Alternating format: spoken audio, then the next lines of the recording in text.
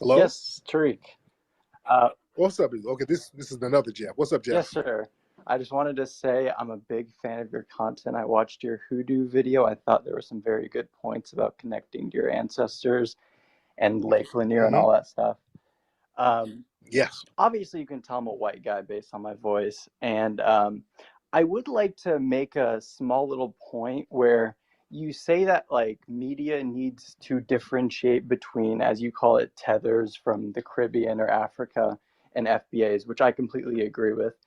I would also say that I think you should do a bit of that too in regards to the way that you talk about white people, because you say that like white media and Hollywood push degeneracy on black culture, which I think is a Don't say Jews. Don't say Jews because no, no, no. Y'all like to. This is the whole. We're gonna put it on the Jews, no, right? no, I wasn't saying it's just the Jews, but like you Okay. need to say that the people who run Hollywood are not the same people from Alabama and now or in the 1800s. Like these are different groups which have different motives, which I think would be a good point, good thing to point out.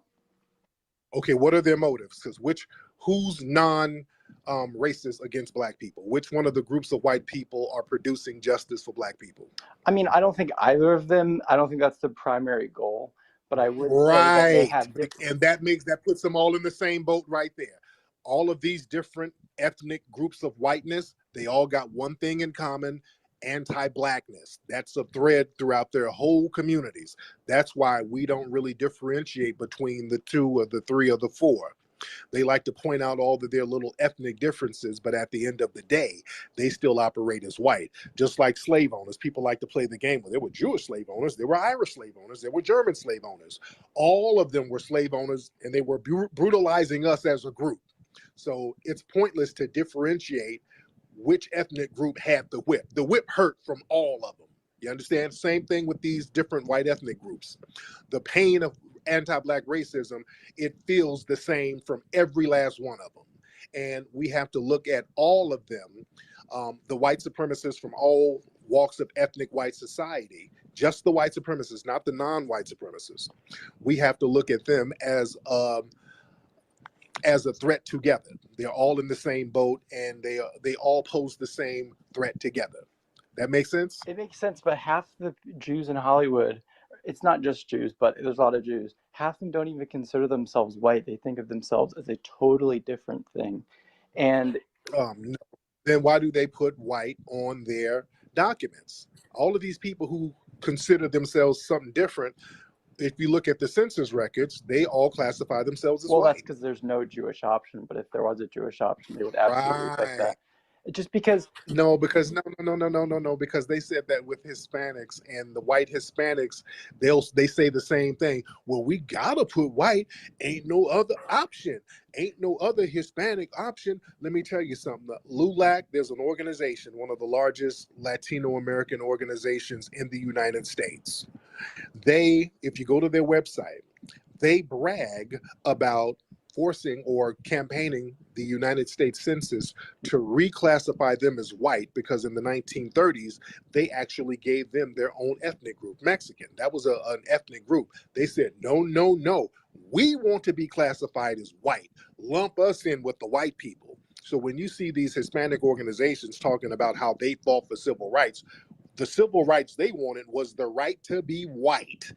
That's what they're not telling you. They weren't fighting for what Dr. King and Malcolm X and other people were fighting for: justice for everybody, no racial preferential treatment, none of that stuff. Justice. That's not what they were fighting for. When they were fighting for civil rights, that means we want to be civil white. So let's be very clear about history, okay? yeah, and I do think that you and I agree that the way that I guess the Democrat Party lumps in all of these people of color, quote unquote, together is like a pretty kind of a tragedy, or maybe intentionally just trying to muddy the waters of what's really going on. Right, right. But yeah, it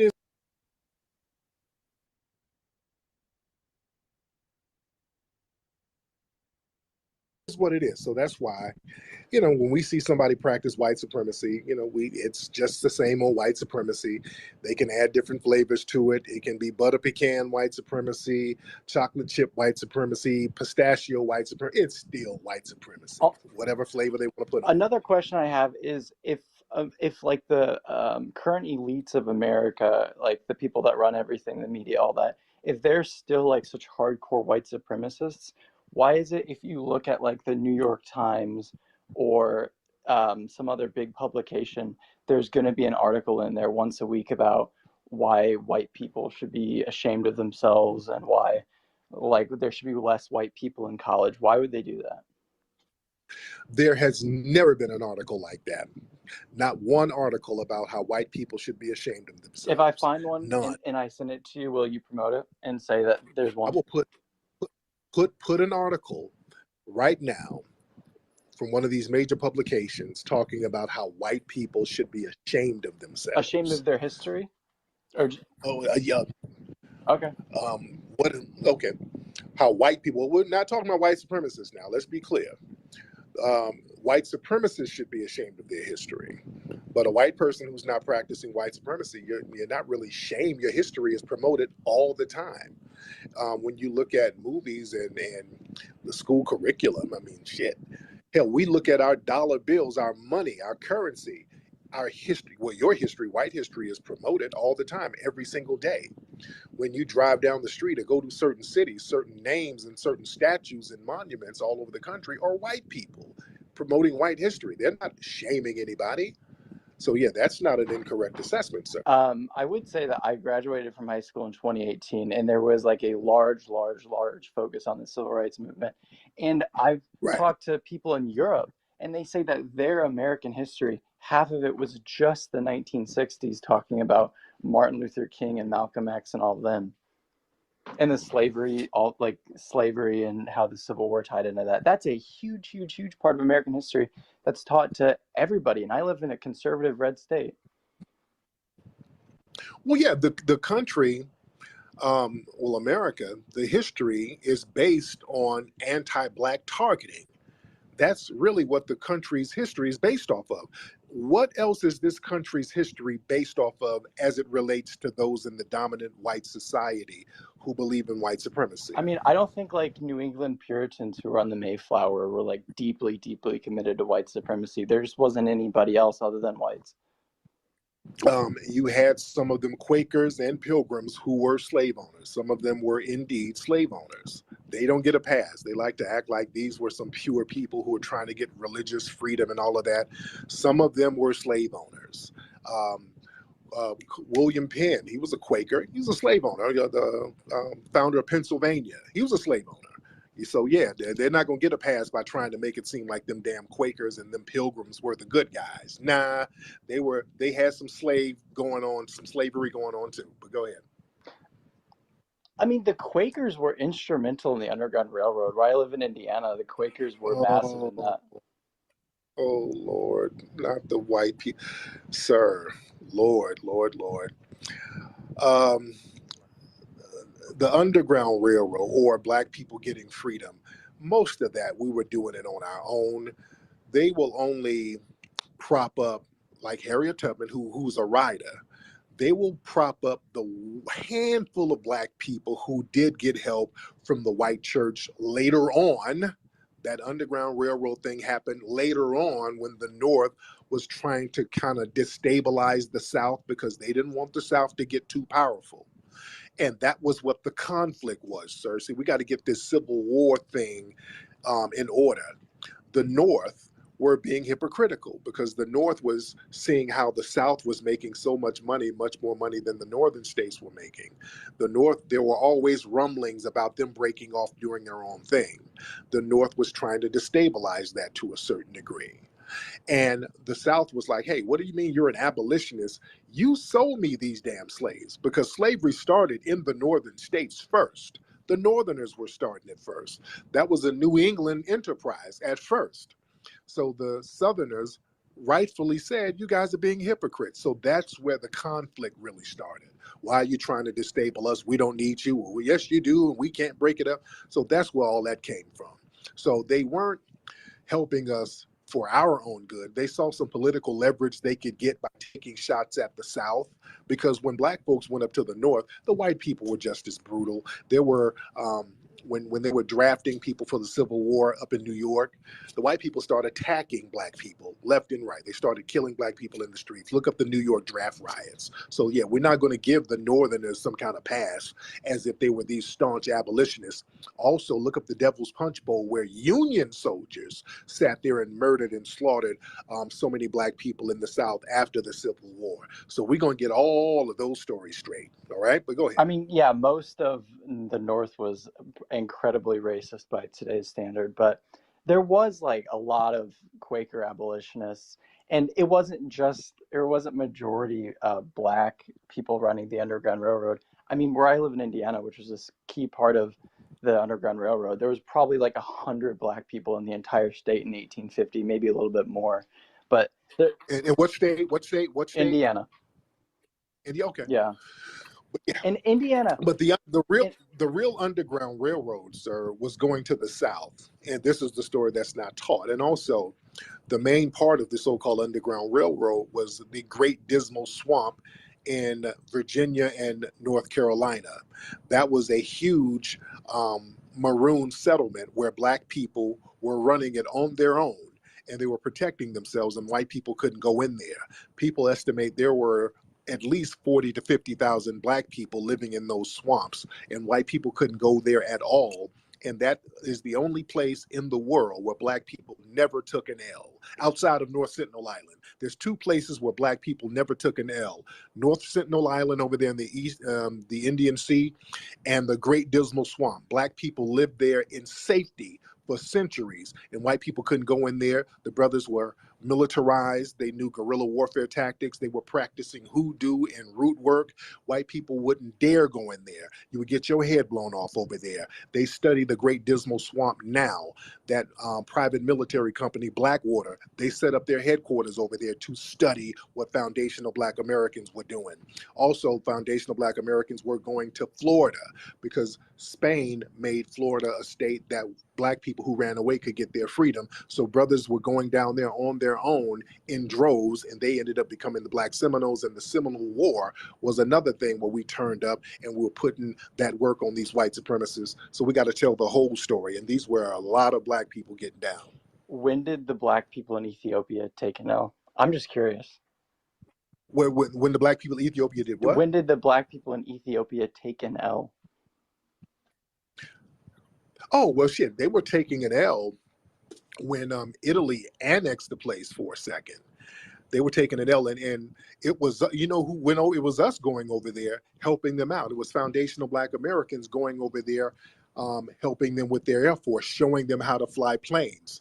A brother out of Chicago went over there against the U.S.'s will. The U.S. government didn't want us going over there. When we Yeah, also we're talking, this is like 1933, 35-ish, where I talk about Robbins Airport. I talk about that here. So during the Great Depression, when white folks were starving and homeless and no jobs, relying on handouts from white people, we were building airports. And like, he's not lying, flying to Ethiopia, not just building an airport, but flying to Ethiopia across the seas to help Ethiopians defeat the Italian. As a result, Ethiopia has become the second non-white nation to defeat a European nation, right?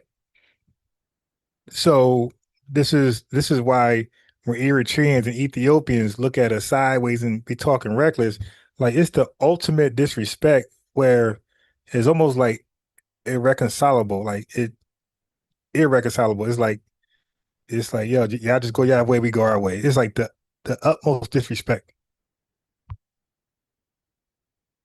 Saw Italy was about to run up in Ethiopia, it was foundational black Americans who were lining up all over the country trying to volunteer to go over there. It was the foundational black American press and media that stayed on the bumper, putting the information out like, hey, this shouldn't happen, this shouldn't happen.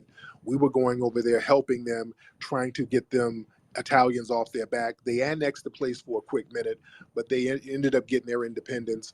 Later on, the white supremacists started to target them economically and mess up their finances. But it was foundational Black Americans helping to keep the militarized Italians off their bumper. We were showing them reconnaissance, showing them how to use the planes to spy on different enemy networks. We were giving them a lot of game in that regard. But go ahead. My final question is, what makes FBAs the most successful Black people in the world, in your opinion? Because as you would say, which I think is true, Black people and white people, honestly, all over the world imitate Black American culture, and they take advice from them in cases like that. So what do you think it is about foundational Black Americans that makes them so influential? With us, and I use the word success lightly because, you know, we're in a global prison, so you can only be as successful as, you know, success is relative. That's like who's the most successful person in prison. But influence wise, I think we're influential because no one on the planet has gone through what foundational Black Americans have gone through. Nobody, where you have been generationally enslaved to the point where an ethnic group tried to erase everything from you, and then you created a counterculture that was even more dominant and influential. Nothing like that has ever happened, where these people were selling our children. We were, by law, determined to be raped, mutilated, violated with no sanctuary. We had zero help from anybody. We had to get it out the mud. No one was forced to build a country from scratch and didn't flee. You stayed 10 toes down. Nobody has ever stood up to this type of oppression. Nobody has been oppressed like this, and nobody has stood up to it. Most people fold for less than what happened to us. And that's what makes people look at us. That's what makes the foundational Black American man the epitome of masculinity. Because you got these other groups, let's keep it a buck, from other countries. The minute a little food dry up, all of a sudden they're at the immigration office getting a hand job trying to bounce. Us, we done been through all types of stuff. We know how to get it out the damn mud. You leave a foundational Black American somewhere by himself in the woods, you come back a year later, he has a Black Wall Street. We did that in Oklahoma. The white supremacists left us alone in Oklahoma. They didn't want to mess with us. They said, hey, go on over there on that side. Go to one of them Indian reservations. They came back some years later. They saw a bunch of Black millionaires. That's why they had to burn the shit down. We know how to get shit popping without waiting on the dominant society to do it. And they know that. In the Bronx, I'm doing a hip hop documentary. They left the Bronx in rubbles. They left that place a wasteland. Our brothers and sisters said, hey, we're going to take some of the culture that we got living in the South that we brought up here to the Bronx, not from the Caribbean. Let's stop that bullshit. But we had Southern culture that we were utilizing up there, the rhyming, the dancing, the appreciation of funk music, all that stuff. And we put it all together and created a whole new music genre, which is hip hop. So that's the thing. We know how to get things from the mud and create something from nothing. If there was an immigration moratorium bill coming through Congress, would you support that bill? It depends on, give me an example of what you, like an example of what would be the basis of it. You mean like what would be the motivation? Right. What would be the outcome of the bill? What is, like, yeah, I got to have a more clear example. What would be the outcome of the bill? I mean, you could argue against it from an economic standpoint. You could argue against it from a cultural standpoint. I assume that the people that would do it through an economic argument, but I would support it more for cultural reasons, I guess. But I would think that'd be something you'd be completely. But you gotta explain, because they have informal immigration proclamations. Basically, right now, when we see all of these people coming over illegal, that's informal. They're being allowed to come over here. Let's be clear. They're not sneaking around. They're being allowed. You go to the border, they're opening the doors for these people. So when you are talking about having an immigration bill or whatever, you got to be very. Yeah, I broke that down yesterday with my presentation on how is it possible for immigrants to have less money, less citizenship than some came as illegals. How is it possible that people who are less wealthier, bringing less income, can gentrify people that's more wealthier or have more income, right? So I talk about that, how they are immigrants are being allowed to be more successful and just step over foundational Black Americans when it comes to housing, jobs, bank loans, all that type of stuff. All right. So I'm gonna upload that by itself because it was attached to a different presentation from last night. So that would be uploaded by itself. You have to check it out and take notes. But what he's saying is accurate. Very specific. Them backdooring a bunch of people over here, no, that's not cool, which is what they're doing, because that chips away at our finances, and they're giving our tax dollars to these people that they're letting in the back door. You go to New York and they got people all in hotels and they're giving them monthly little stipends. These are our tax dollars. I'm not with that at all. So yeah. Yeah. And then they replaced the nail salons in Black neighborhoods with Mexican restaurants. Yeah. So yeah, I'm all about our reparations. How do you feel about reparations? Do you think foundational Black Americans should get reparations? We talked about this like a year ago, and I disagree with it, although I would probably support it if I was you. If you were what? If I was Black, I would probably support it, but I'm opposed to it. Now, why are you opposed to a justice claim for something that's old? Well, first of all, you can make an reparations argument about any number of groups. Like, if I was a Southerner, I could say, "Can I get reparations from the North because they pillaged all my wealth?" You could absolutely make a really Which they got. When did they get which that? they got. They did get it. Before the Civil War, they were the richest Which region, they got. and now they're the poorest region. Sir, they got reparations. They got papered up. The Reconstruction, they rebuilt the South. They were giving them white plantation owners their money. They were giving them tax dollars. They paid them for the loss of property, the loss of slaves. They got paid. Not only that, there was a white woman up until about 3 years ago. She just died. She was getting a Civil War pension because her dad fought in the Civil War. They were still giving white people Civil War pensions up until about 3 or 4 years ago. Y'all look that up. So yeah, they were already getting money. Even to this day, the descendants of those people were getting money. It probably wasn't her dad. It was probably her husband, because there was a practice of young ladies in the South in like the 1920s marrying like really elderly Civil War veterans, and in the 1930s and 40s, because it basically sets you up for the rest of your life. So I would assume it's probably her No, it was the daughter, because her dad was old when he had her, and she was old as hell. So it was the daughter. It was her. It was the. I think there's still cases of women that are still receiving Civil War pensions through their ex-husbands because they were born in like 1920, and then they married a really elderly guy in like 1939, and then Right.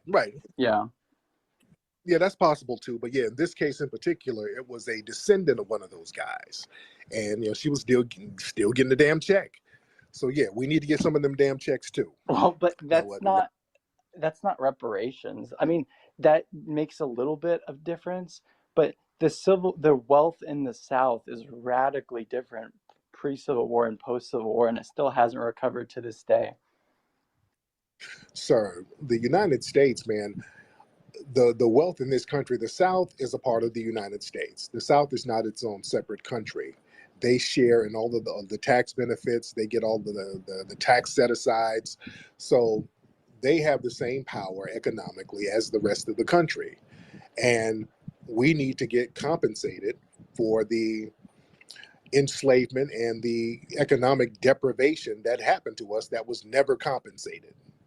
That would be the just thing to do. Right? I mean, you said that the South has the same economic opportunities as the North, which is true. But couldn't you say then that Black Americans have the same economic opportunities as a group that white people or Hispanics or Asians have? How so? How? When we have systematic white supremacy that's been proven over and over again. Are you talking about, like, what do you mean by systematic white supremacy? Are you talking about like prisons or loans or what?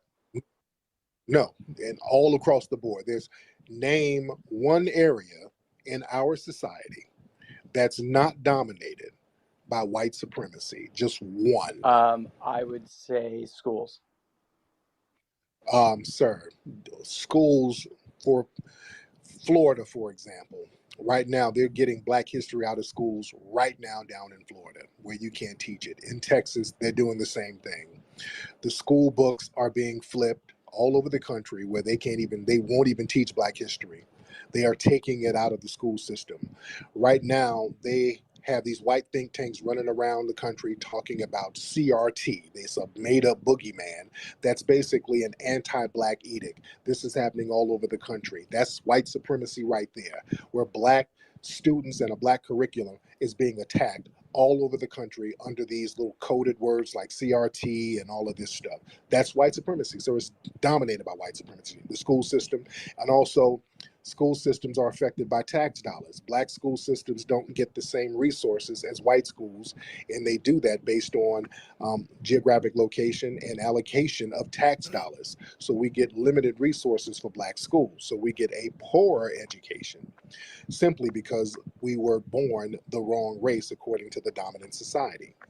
That's true that Black schools do have, actually, that's not entirely true. I mean, I'm going to mention my state again, but the highest funded school district in my state per capita is Indianapolis Public Schools, which I think besides Gary has the second highest Black population. And I think Gary is literally number 2. Granted, a lot of those narrative a lot. Was America built by immigrants? We, during this election cycle and even before, I've heard a lot of people use that narrative. I've heard a lot of people use that narrative that America was built by immigrants. I've seen a lot of people repeat that narrative. I remember when the chick, Cabela, whatever her name is, she got on one of those award shows and she said that, and I talked about that then. That whole false narrative that America was built by immigrants. And they keep repeating that narrative.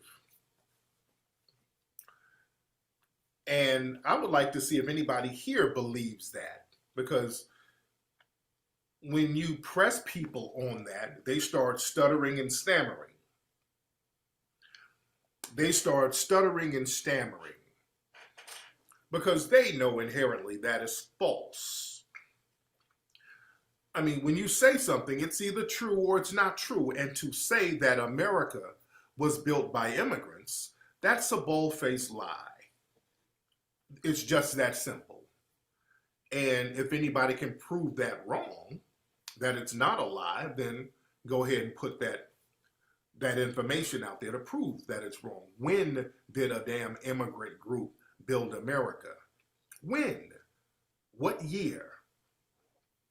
Nobody can really give us a real logical answer. What they'll start doing, they'll start talking about the industrial age, how immigrant groups came over and started to build certain buildings in New York, but the country was already built by then. All they did was come over here and get jobs based on the wealth that was already built for the country. So they didn't build anything. That was a come up for them. Then they'll try to be slick and say, well, the Chinese came over and built the railroads. Watch that one too. They'll try to say that, do you know, number one, the Chinese came over voluntarily after the country's wealth was already built. After the wealth of the country was already built. After the wealth of the country was built. And also, they didn't build the railroad systems. There were railroad systems on the East Coast and the southern states already built by enslaved African people. The Chinese were allowed to come over and expand westward, but they didn't build the country. The backs of their labor, the country wasn't built on the backs of their labor, and they got paid for their labor. No matter how low it was, they got paid for their labor. So they just expanded and got paid on something that was already built. See, we got to watch how they run this game on us, because we got to understand how they're trying to use immigrant groups to replace foundational Black Americans. So they'll try to use this comparative language as if somebody who came over here and got a job is somehow comparative to Black people who were enslaved and were forced to build the entire nation without compensation.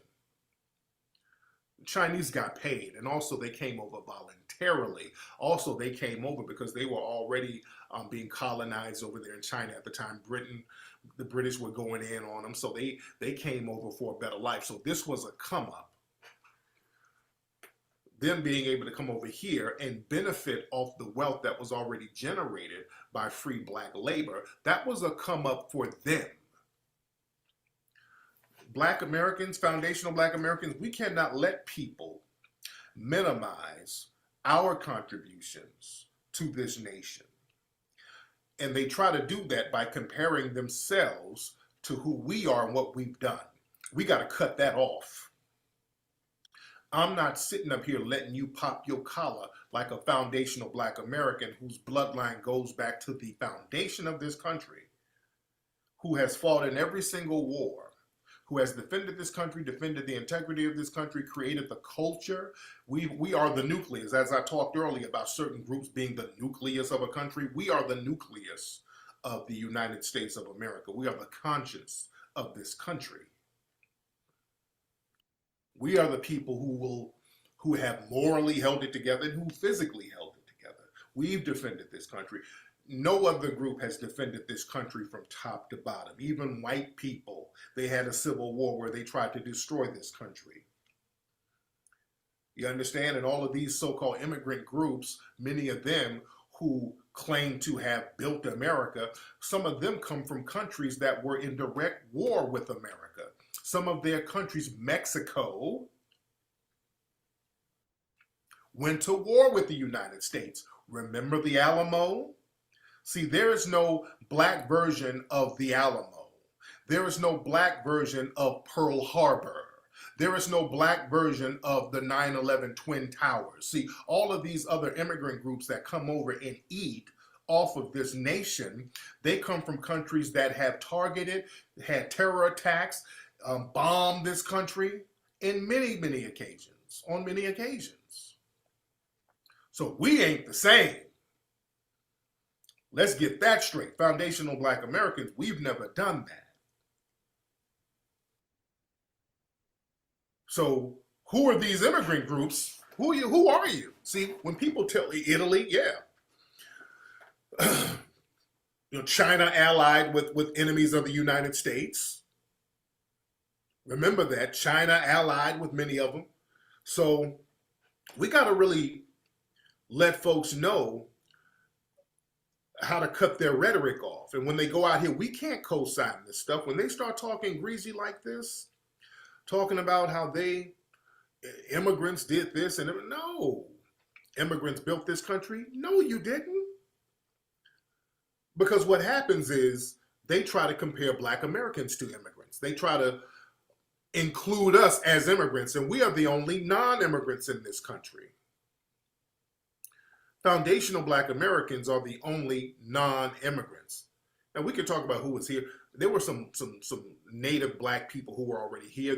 All right, so real quick, let's talk about that part, how we were the only non-immigrants in the country. So as you know, guys, I study the history of immigration. This is, right here, colonial period. Okay, so I want to just get to right there.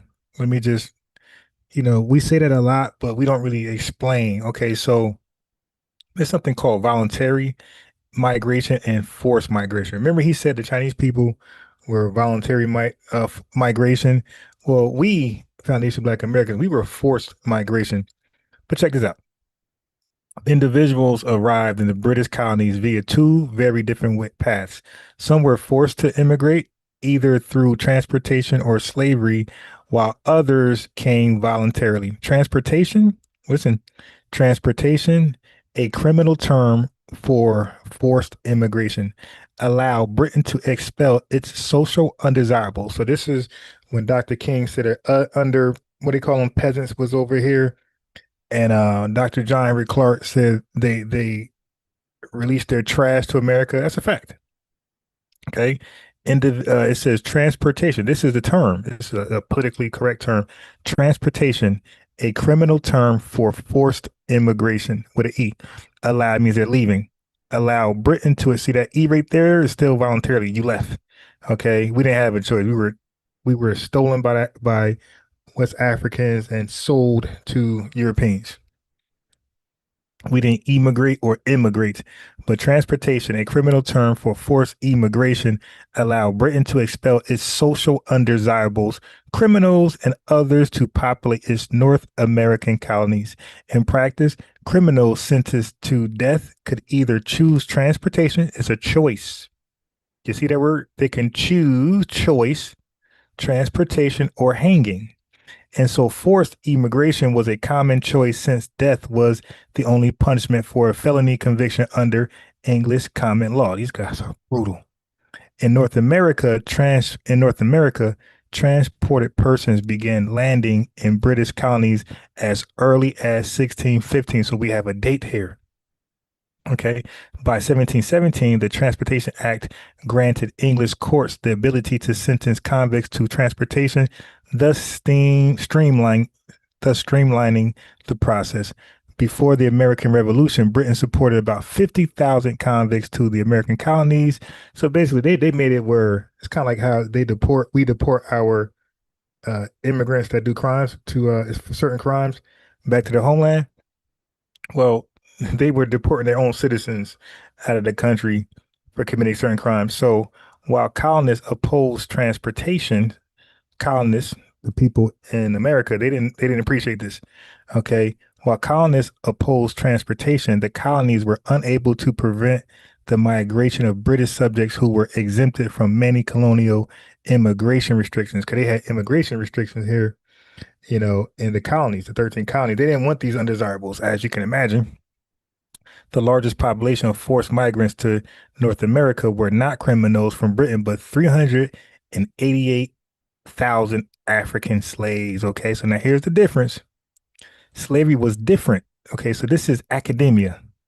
So when people act like we're immigrants and it's just lying, being deceitful, bad faith arguments, disingenuous, no integrity, slavery was different from the other forced migrations, as, unlike in the case of convicts, there was no possibility of earning freedom, but the convicts had a possibility of earning freedom.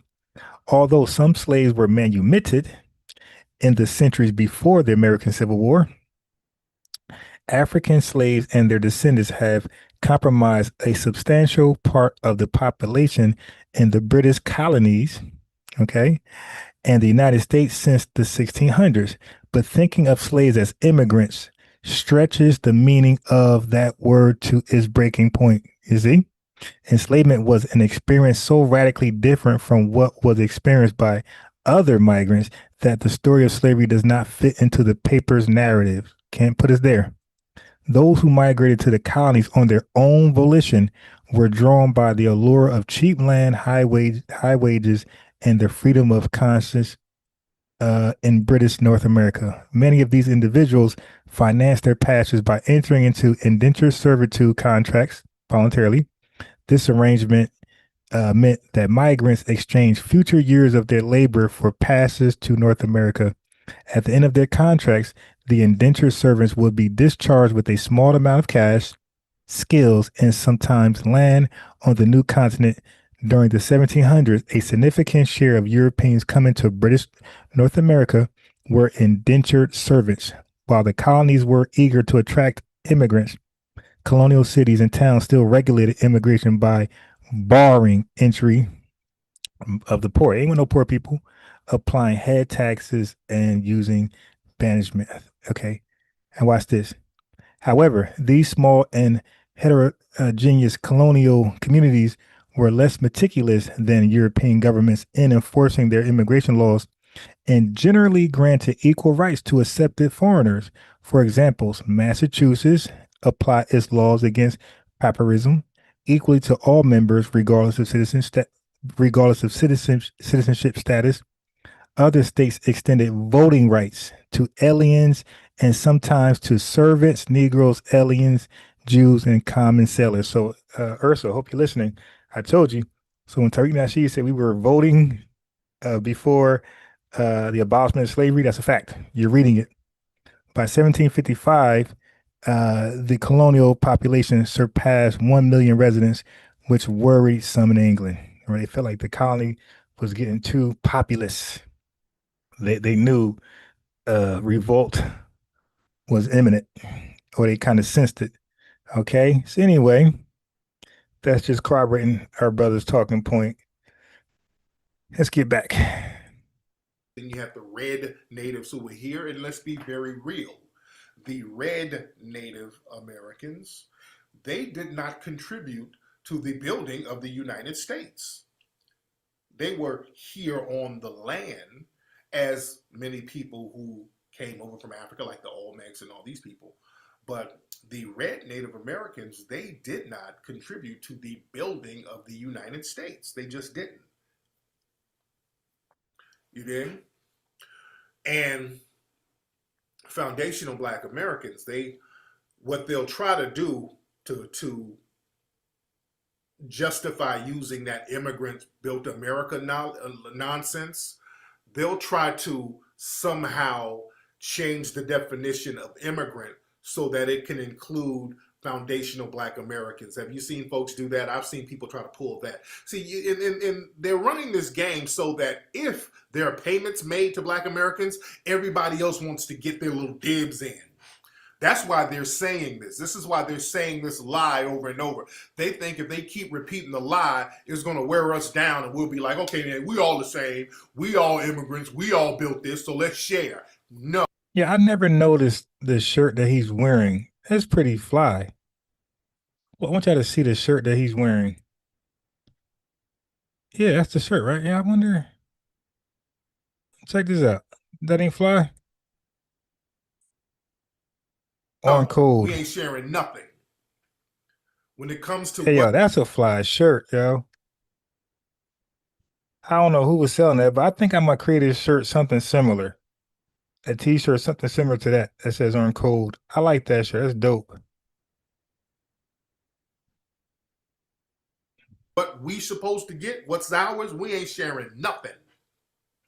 That's what it is. And don't give a damn if you get offended, because you're not owed that. Yeah, that's a fly shirt. I'm gonna make something similar. That's dope. On code. Real subtle, not too loud, not to draw too much attention, not to alarm racists. Hey, look at us. Attack us. We're that group that's asking for delineation and reparations. You dig? I think that's very subtle. I like that. I'm gonna do something similar. You're not owed that at all. My moderators, let's get some of these trolls about the room, please. But you're not owed that. Now, again, some of them will try to redefine what an immigrant is. And I've had some Sambos sit up and try to tell me, well, slaves were involuntary immigrants. You can't be an involuntary immigrant. That cancels out the definition of what an immigrant is. An immigrant is somebody who leaves to go somewhere to get a better life. Somebody who makes a choice to leave their home country to go live somewhere else, generally for a better life. That's what an immigrant is. It's a contradiction. You can't be an immigrant and a damn slave. I swear somebody said an involuntary immigrant.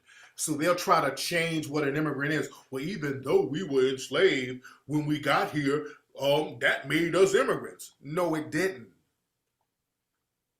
No, it did not. Again, that contradicts what an immigrant is. An immigrant goes from one country to another country. An immigrant leaves one country, even if you want to use the whole stolen, okay, well, stolen, that means they still left, okay, but you can't wiggle out of the other country thing because there was no other country here. There was a landmass, but there was nothing here. There was no other country here.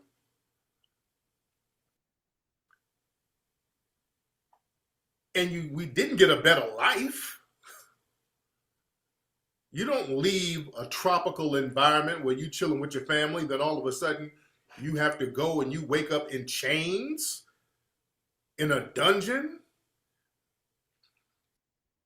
You understand it? No, that's not immigration.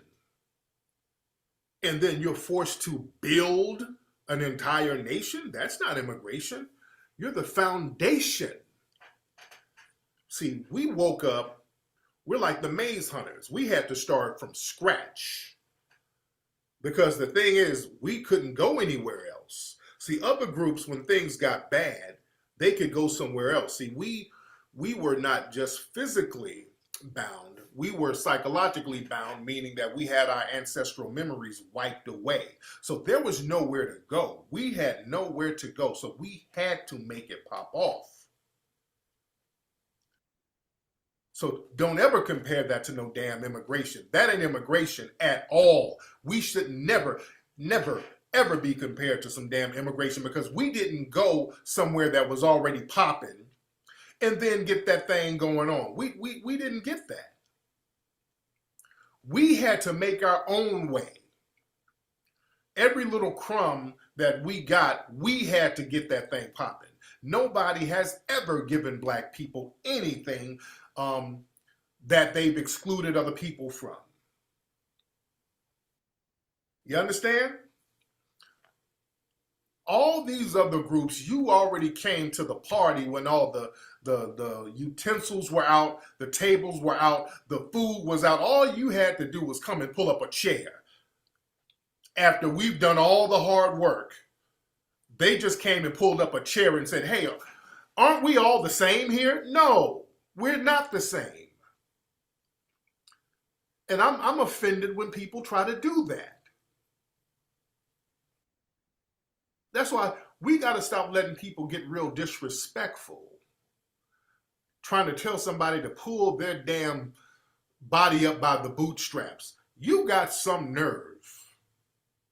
You have a lot of nerve to tell somebody to pull themselves up by the bootstraps. And I'm talking about even the European immigrants. Some of these other groups, they know they need to sit their asses down. But hell, some of the European immigrants, when I see a person in the dominant white society sit up and tell Black folks to pull themselves up by the bootstraps, I'm like, dude, if it were not for the free Black labor, you would still be in Ireland with your dusty, broke family picking out head lice and eating potatoes. When I hear an Italian talk about pull yourself up by the bootstraps, if it were not for foundational Black Americans creating a country that you can come over to, you would still be in Italy eating olives, stankin' and hungry. You understand? Y'all got a lot of nerve talking that pull yourself up by the bootstraps, and y'all were broke and dusty in your home country. You couldn't get it popping in your home country. All over Europe, if y'all got all these high IQs, you didn't get it popping in Europe. And to be frank, when they came here, their entire history, and even the nativist, all right, the native, what they call the native Europeans that was here, from the founding fathers, even them, all of them together, their entire history in America was based on government assistance, which is really welfare. That's all welfare is. It's assistance given to people in need, because they can't, like you said, get it popping on their own. So all of in their homeland they failed, and over here they failed. Really, you know, we can do that. The ones who immigrated over here from Europe, Northwest, Southeast, and even the ones that was already here that came from Britain, you know, the convicts and whatever, all of them failed, and they were just given things like the Homestead Act of 1862. And I'm gonna touch on more things as this live continues. Europe's come up was Black labor. Let's be very clear. Europe's come up was Black labor. Because remember, in the original colony, that was Britain. Britain was benefiting from all of the wealth generated from that Black labor. You understand? Do you know how not poppin' Europe was Europe was not popping, especially Britain, until fairly recently. That's why all those broke, dusty white supremacists had to hop on boats and bring their asses over here and places to Australia, because it just wasn't popping over there. You understand? So we got to understand our history so that people don't run that game on us. And then we can go even further. We go to the Black Plague. I'm talking about within the last 500 years, because again, within the last 500 years, it just really got popping over there. It really just got popping. But we can even go back into the Middle Ages when it was not popping at all. And then you had the Moors who had to go in there and get everybody straight. But let's talk about contemporary times, semi-contemporary times. Europe's come up and America's come up was black labor. Hands down, and they know this. They understand this. So they didn't build anything, and they got us to build it for them. And some white supremacists like Richard Spencer, they'll say, well, black people, yeah, you built it, but basically you're the equivalent of cattle. You know, you built it just like cattle would. Well, the thing is, you didn't use the cattle that you had. You had cattle in Europe. How come your cattle in Europe didn't build nothing like what was built here? How come your cattle in Spain and Ireland and all these other places didn't build the wealth that Black Americans did, foundational Black Americans? Because see, we got this thing where they teach us or tell us that we were only picking cotton. And Black people were doing much more than that. Understand, before cotton, there was tobacco. They knew which Africans to get from certain parts of Africa. They had the rice coast, meaning that there were African people who were very well knowledge in growing and cultivating rice. These were the people that they put in the South Carolinas, those gullahs. You dig? These were the gullahs and all. So they knew who to get, where to get, what their expertise was. And again, Black folks were over here. We were building the buildings. We were building the architectural structures. DC, a lot of that was built by Black folks, designed by Black folks. Ben Banneker. So don't let them run that game. Don't let them run that game. Yeah, the sugar cane too, exactly. So we were carpenters, farmers, healers. That's another thing. We were, a lot of medicines came from what African people, Black people were doing. That was a real big thing. See, they don't like to talk about how Black folks were healing these people. And we've done that. We've always done that. Even the Moors, when the Moors went over there, the first thing the Moors had to do was get all these sick people right. Remember, the white supremacists are very sickly people physically. So left to their own devices, when they're cut off from any type of African contact or indigenous folks really taking care of them, if we want to be real honest, because even during the Roman Empire, look at all the Black people who were part of the Roman Empire, Septimus Severus, these were Black rulers of the Roman Empire, taking care of people. But even during the Middle Ages, they were over in Europe dying left and right. They couldn't take care of themselves. They couldn't clean themselves. It was disease ridden all over Europe. Most of them were about to die off.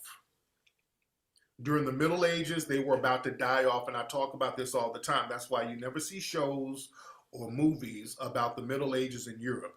Anytime they talk about the Middle Ages in Europe, they always talk about it in the realm of fantasy, like Game of Thrones. And everybody's on that Game of Thrones thing. Everybody's on that Game of Thrones tip. I tried to watch the first season. It bored the hell out of me. People keep talking about how good it is. I might have to give it. All right. So, yeah, man, we're talking about how we are definitely foundational. Okay. Let me check this out. So as you can see, Tarina, she had dialogues with many people, and I'm gonna get to the dialogues I had. So you have a lot of so-called foundational Black Americans that has an allegiance to this uh fake Pan-African movement. This nothing burger. Like they're more committed to that than their own backyard, which is their country, their lineage. Like they abandoned. Well, you know what, family? We can officially say that, or we can officially call Pan-Africans fleers too. You dig? They fled their lineage to promote Africa. Yo, we can now officially call them fleers.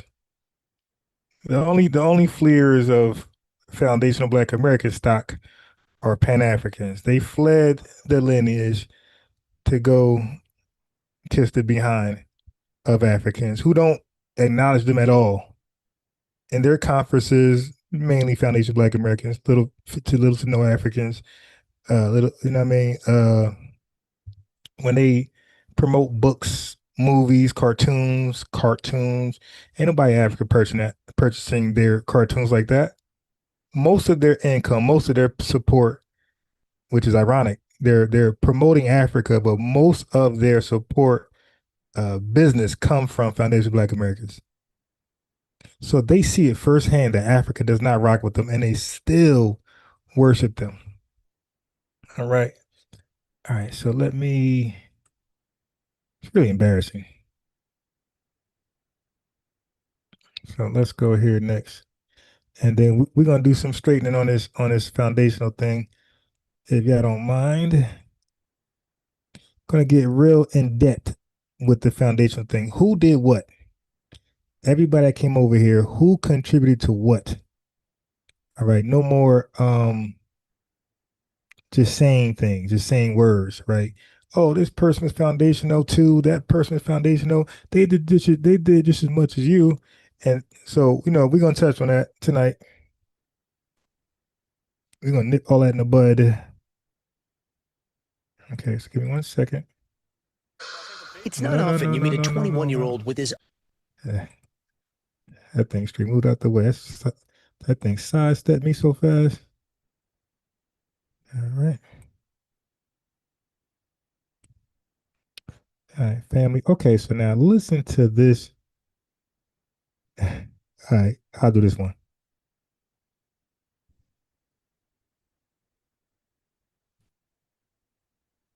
Foundational Black Americans built this country. You're an African American. You didn't build this country. African Americans were the one enslaved in America, right? Foundational Black Americans were enslaved. Where are they from? All over. Here and some parts of Africa. But they're foundational. They had an ethnogenesis, sir.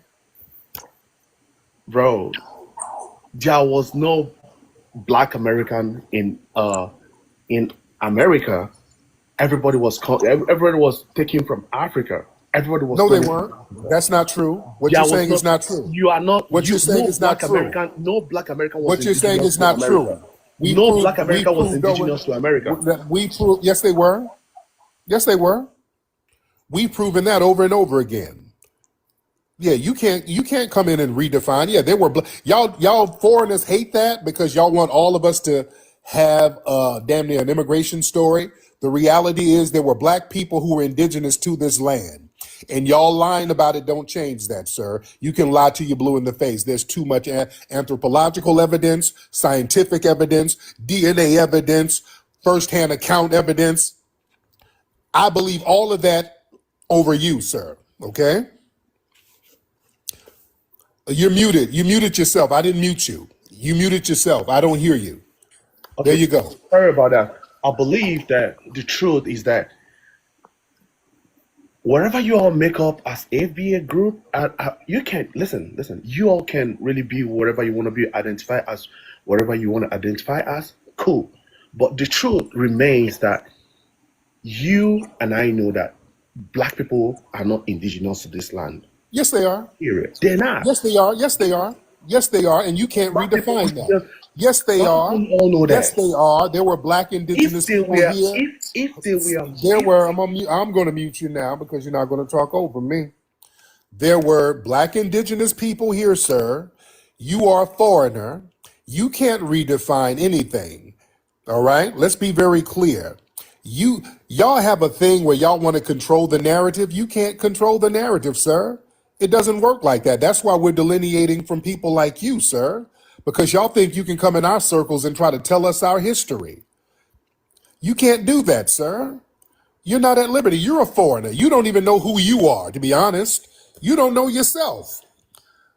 You understand? Turn your microphone on. You don't know who you are. We know who we are, sir. are you All right, so I'm just playing around with this shirt because that shirt looked dope when turning that shit on codes. I said, let me see what I can come up with. What you think about that? You dig? I think that's kind of dope. I think that's kind of dope. What y'all know about that?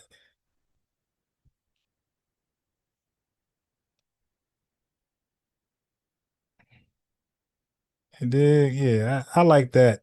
What y'all think about that? That design on code. That's something we could rock. It's real subtle. It's one of those, if you know, you know. If you don't, then you just don't know what that means. you don't talking? Yeah. Let's speak What right was now. your, now listen to me. What was your homeland called before the white people named it Nigeria? Biafra. No, it was not that area. No, it wasn't. Biafra. No, it wasn't. I'm Igbo, so we are called Biafra. No, because there was different parts. Part of that area was called Eredo. The problem Part of is that area was called Eredo. You're talking about a tribe. Hold on. You're talking about a tribe. I'm telling you what my people, what we are being called. We are being called Biafra. Yeah, before You're talking about a tribe. Nigeria. Nah, I wasn't talking about tribe. The tribe is Igbo. The problem, hold on. The problem with you all is that you sit in your comfort zone in America. You all don't go out to make research. Like people like you, We do. You keep pushing do. narratives. That's the problem. What You narrative keep were we pushing? pushing narrative to a lot of people in America because most of them, they stay in America. They don't even go out there. Because we don't have to flee, sir. Why do you? We don't slow down because, sir, we're not refugees. We're not fleeing all over the place. We're not running around as permanent beggars, running to everybody's country, fleeing, sir. Yeah, what you're saying is not a flex. That's not a flex, sir, having to flee all over the place. It's not like you're some kind of worldly scholar. You're a refugee, sir. And a refugee can't tell people who stood on business for centuries in their homeland where they're indigenous to. You can't tell us anything about our culture, America sir. is a great country. We all know that, bro. You are not indigenous to America. Yes, we are. You can cry me a river. Yeah, You are I'm not not crying indigenous to anything, America. sir. Trust I'm me, not you're crying not. anything. We are It's a indigenous great to country here, but we you are are not indigenous indigenous to the to land. the sir. We are indigenous to the United States. Yes, we are. We had an ethnogenesis here. We are indigenous to the United. We are literally the foundation of the United States, sir. Not you, us. We are. And we stood on business, didn't flee, we fought, and we never made a treaty deal or plea deal. You did, sir. That's why you're down bad, right? Unmute your mic.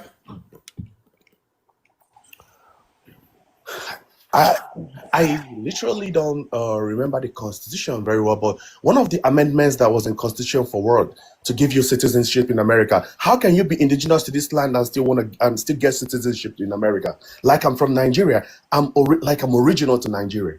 I don't need somebody like I wake up and go get a passport. The amendment was for work.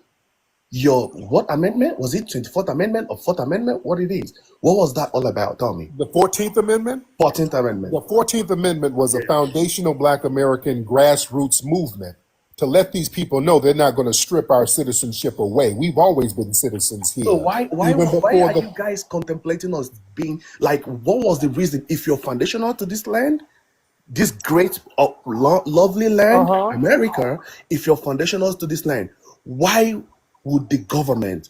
Why were you deliberating on if they are gonna strip your passport or not?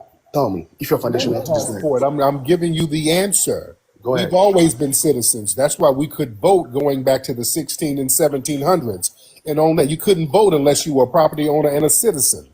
So there's proof that we were already citizens here. They tried to strip that away. They tried to do some white supremacist nonsense, and we told them, no, you're going to make everything equal. That's what we do. Even with civil rights, we said, no, you're not going to have a white hierarchy on paper. You're going to make everything equal. Also with immigration here, because they didn't want y'all over here, by the way. They didn't want African immigrants coming over here at all. We said, no, you're going to make the immigration laws equal. So we are the ones who forced them to take that white supremacist nonsense off paper. That's what that was about, Hey, sir. It's called family. standing on business. Hey, family, they hate to hear that white supremacists didn't want them over here. That's like, what? What did you say? That's the crash out moment. You guys sat up here and signed treaties and let these folks colonize your asses over there in your homeland, and that's why it failed, and that's why you over here with us, right? Bro, I left my country to this great country, America, which I respect every day of my life. You know why? Because the people that built this land, we are real African Americans, not you. Not We? you, not What you. is this we? You didn't build nothing here. African Americans built Okay, this no, land. no, no, no, no, Not no, me. no, no, Not no. me. We I'm nothing, pure- we I'm nothing, pure we African. nothing, we nothing, I'm we pure nothing, we nothing. See, no, I muted that ass. We nothing, we nothing. You didn't build shit. You didn't build nothing. See, family, that is the problem with these labels, these black. That's the problem. If we don't take black back, and that's the problem. We don't get rid of African American. We got to take black back and throw African American in the trash, and force them to call themselves the same name they used when they got here. Their birth name, the name they was born with, Kenyan, Zimbabwean, whatever tribe, Hutus, Hausas, that's what you are. Haitians, whatever name you came into this country with, that's who you are in this country. Can you see? That's stupid to let them borrow our ethnonym in any sense. Because look, now our legacy is their legacy. And then reparations is their reparations. And then they'll be part of the delineation movement. They'll be like, yeah, we're delineating. Like, what? Nothing over here, sir. You're not of our culture. See, that's why they like us to do that African American thing so they can tether on to it. You see, that's why y'all ain't indigenous. We did this. No, no, no. We nothing. And then they'll be We part of the nothing. You don't. delineation You, movement. no, no, They'll be no. like, yeah, You don't get to spin the block. Derek, listen. I gotta tell you something, man. No, no, no. Hold on. Much respect for you. No, no, Respect no. for Hold whatever you on. got You going on. no, because you ain't about to sit here lying. You don't get to do. Y'all not going. You are part of the people who sold us. Since you want to claim Africa, you want to go there. You're part of the tribes that sold us. So you don't get to spin the block talking about what you built. You sold some of us and left us for dead, sir. You don't get to spin the block. Ooh, look what. Yeah, that hurts. And y'all know that's my angle. That's why I let our brother George Macon know, like, hold on, brother. Look, I don't mind, having some type of cordial relationship with anybody.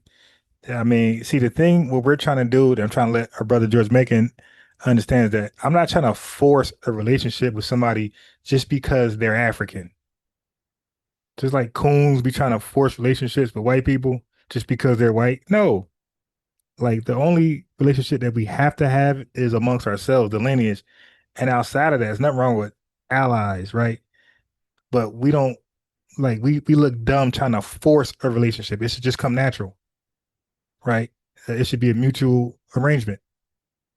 But some of us force relationships with Africans simply because they're African. Oh, look, mom, look. Let's go say hi. No, that's not how that works, man. We did all this. We nothing. You hopped on an inner tube and came over here to what we built, sir. You didn't build nothing. You didn't build the culture here. We did. Why did you fly to Zimbabwe to go look for a land? I didn't go fly. No, they flew me there. I didn't go looking for land. They flew me out there to do a They lecture. flew you out there. They said Bro, they I brought think me out you're there to just a do a lost lecture. cause, bro. They I think you're brought lost. me out there to do a lecture and paid me, and I gave my money to the people there. By the way, Bro, I think you're lost cause, right? You lost cause. I think you're, for me, sorry, no disrespect, but I think you're just looking for fame. You're just trying to chase clouds. That's why you're doing all this. that's a For projection, real. sir. I feel that's what you're That's doing, a bro. projection, I sir. feel that's what you're doing. And That's a a whole lot of people. projection. That's a projection, I think you sir. just. That's you. You're trying to tether onto us, sir. You're tethering onto us. You're trying to claim our history. I already got fame. I already got clout. I ain't got to chase nothing. Your country is a lost cause, sir. You called me. Let's be very clear. You notice we're not in African spaces whining and trying to tell them anything. We let you be. You always in our spaces whining to us, babbling and lying. Y'all stay in our spaces. Y'all stay in foundational Black American business, sir. We don't give a damn about what y'all doing, but y'all always in our business. Why is that? Okay, let me answer you, right?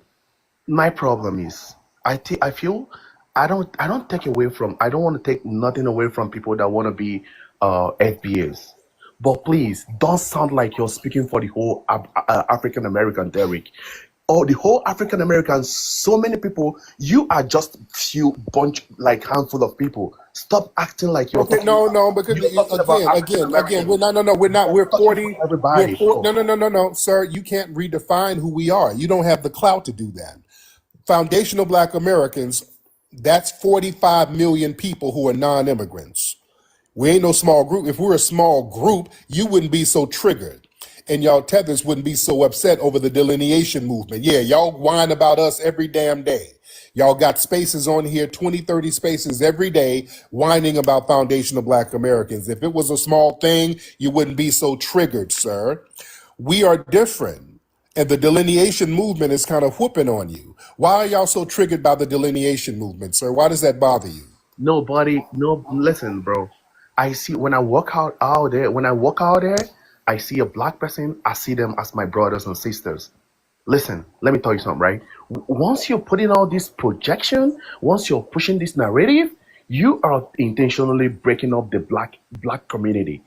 And I feel like, bro, sorry, no disrespect, but I feel like you're being paid for that. Trust me. That's what I feel like, bro. I That's feel a like you're being paid projection. for all They're that the shit, bro. projection. I feel That's a like you're being projection, paid to sir. tether. Stop tethering. Yeah, that's a projection, sir. Hold on, principal. I get you in a minute. I get you. But Lloyd, that's called a projection, sir. What do we have going on with y'all that needs to be broken up or needs somebody to pay to break up? What y'all got going on with us? Bro, listen, listen, one thing I know for a fact is that I'm African. I'm African. I came from the continent of Africa. And you fled from there and Listen, came here with I didn't us. flee. I didn't Yes, you flee, did. bro.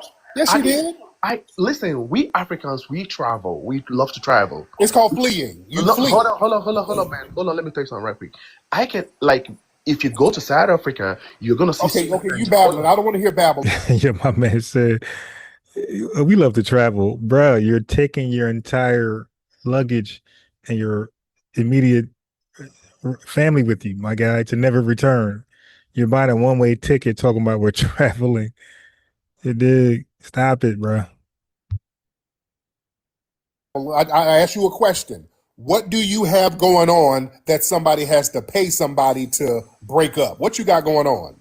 Bro, you are anti-Pan-Africanism. Okay, yeah, I'm all that. Okay, now what do you have going on? So family, do me a favor. Everybody's watching. Trust me, this is the tradition. When y'all pull up, please like the video. Again, most FBA channels and spaces are shadow banned because of the content and the messages we deliver. We're trying to unify the lineage.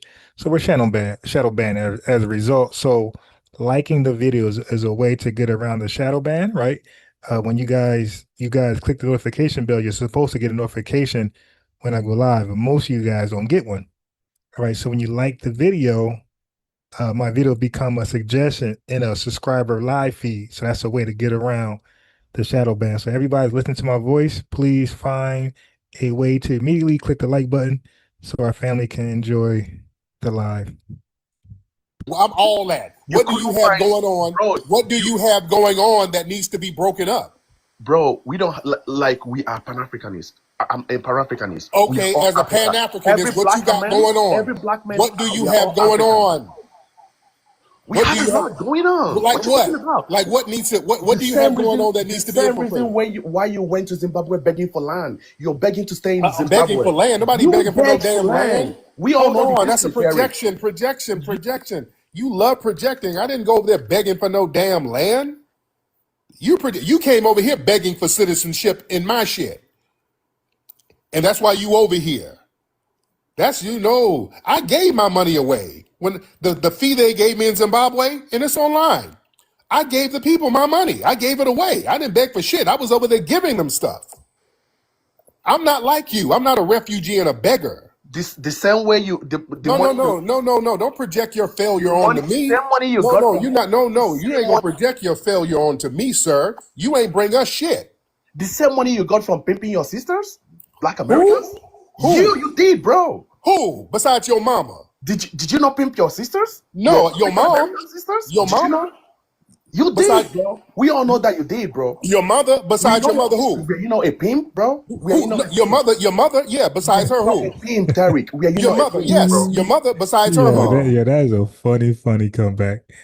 Like, yeah, I'm pimping your mom's, but besides, so in other words, she was the only one besides your mom. Who else? Yeah, that is hilarious. If I'm gonna be one, then I'm one with your mom. Your mom is in on it. Come on. Okay, you tell me We all know the besides your truth. mom. You We tell all know me. the truth. Okay, tell me the truth besides your Bro, mom. you don't got no respect for elderly people. That's Yeah, the your problem. mom. You tell me. Bro, stop.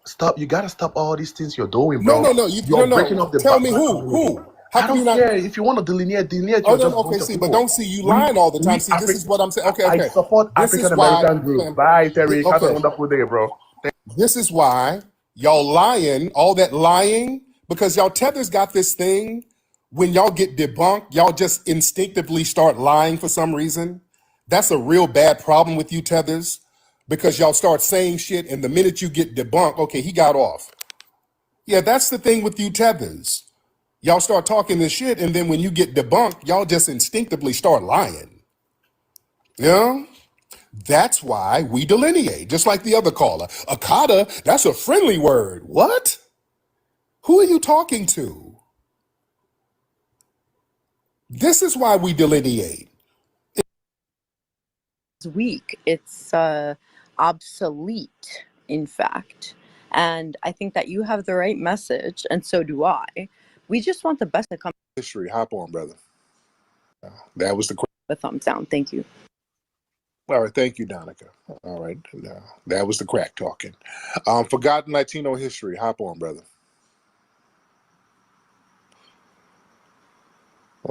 Forgotten Latino history, hop on. Hello. Yes, sir. Hey, how are you? I'm a What's huge going fan. on? How you doing, brother? I'm doing good. I've been following you for a long time. One of the things I have in common with you is I'm an independent researcher. Yes. And I wanted to ask you if you were aware that there's almost a conspiracy to rewrite history today, to rewrite American history, to rewrite Black American history. Oh, yeah. Oh, yes. I'm familiar with your project with the microphone check project. Yes. But it's much bigger than that. It all relates to Latinos. Yeah. Yeah, and I've seen some of your posts, man. You go in on them lies. Oh yes. And let folks know who your profile picture is. Is one of the. Oh yeah, my profile picture is a man named Felix Tijerina. Yeah. He's a Texan it was a president of LULAC, who's also a white supremacist. Yeah. Who supported segregation, and hated niggers, and was just very, very mean. But he's being celebrated as a hero today, along with many other Latinos in American history. Right. They're trying to sit here and tie themselves into the civil rights movement now. Yes. Oh, yes, yes. I think it's much worse than most people imagine. The debate over the origins of hip hop. That's the least of it. That's the least. They're trying to insert themselves into civil rights history, claiming that they did all these things and made all these contributions that they did not, and that they wanted nothing to do with back then. Right. Since today, we're talking about Black History Month. We should think about preserving history, preserving the truth of history. I think so. Because, Yes, indeed. I call this Latinx revisionism, this new wave of revisionism that started about 15 years ago, and they're trying to rewrite Black American history. Yes, they're trying they to say, that Mexicans, they were drinking from colored water fountains. They had to sit on the back of the bus. And they were fighting for civil rights with Black people and all kinds of just food. That's not true. That's just right. Not true. And it gets worse and worse. Right. Are you familiar with the Mendez versus Westminster story? Yeah, was that the school out in like San Diego somewhere? In Orange County, California. Orange, California. Oh, okay, yeah. Where they like to cite that case. They love citing that case. Where basically they were fighting to be labeled white so they can go to school with white kids. Yes, and what they're doing is making false historical claims about Mendez and using it to make political claims, to get funding, to get awards, and to rewrite history. So, it wasn't Black people. It was Latinos. They were the pioneers of civil rights and stuff. Right. Because this is not like fringe opinions. This is a mainstream thing. The most respected, award-winning historians are saying all of this garbage. Trying to pretend to be Mexican. You sound like you're trying to be white, talking all proper, fool. Yeah, you're doing a Mexican accent. You're really an Irish white man. Yeah, and you're really a fucking gay Black guy, homie. Sir, is your trailer park gassed up right now? Is your fucking project building have fucking roaches in it, homie? Well, the project buildings have a lot of you poor white trash supremacists in there, sir. So I can't get in there. You talking about poor? I have to pay rent, sir. And I don't get Section 8 like you white supremacists. Hey, homie, we make more money than you motherfuckers, fool. Okay, you're just yelling profanities over and over, so we see you have a limited vocabulary. So you must be some kind of Middle Eastern. Where are you from? Last time I checked, Last time you checked, you shut that mouth. Where are you from? Yeah, your material is kind of dry. Where are you from, sir? So you Blacks have the lowest income, fool. Okay, and you have the lowest birth rate. So how's that working? How's those birth rates working out for you, buddy? Mr. Adam? Come on, Mr. Hey, homie, you don't even take care of your fucking kids. You abandon your kids, fool. Well, your low birth rates are, you're abandoning your sperm cells, sir. You got those low birth rates. What are you going to do about that? Hey, homie, you're a bitch, fool. You're a fucking bitch. Come. The only bitch is your grandma who has to lick balls for cotton candy money, nigga. All right? These balls are a carnival to your grandma, and that's the bitch. All right? So what's on your mind? Come on now, let's get real. You're getting very angry. Am I frustrated? Is Black Daddy getting you frustrated, sir? I just want you to stop fucking complaining. I'm tired of Blacks always begging for money, fool, complaining. Just build your fucking community, fool. Well, sir, you're the one who fled from yours. How can you tell me to build mine and you fled? How does that work? Hey, homie, California used to be Mexico. You fled Africa, fool. Sir, and the Mexicans got paid for selling California, sir. So if you tricked off the money and smoked it up, whose fault is that? Hey, the Blacks got paid. Ain't nothing. Mexico got paid $15 million. Yeah, and you didn't get paid, fool. You were working for free. You're a bum, fool. You worked for free, fool. Sir, you smoked the money up. And you're mad at us because you smoked up the money like a crackhead. What'd y'all do with that $15 million, which is the equivalent of $500,000 today?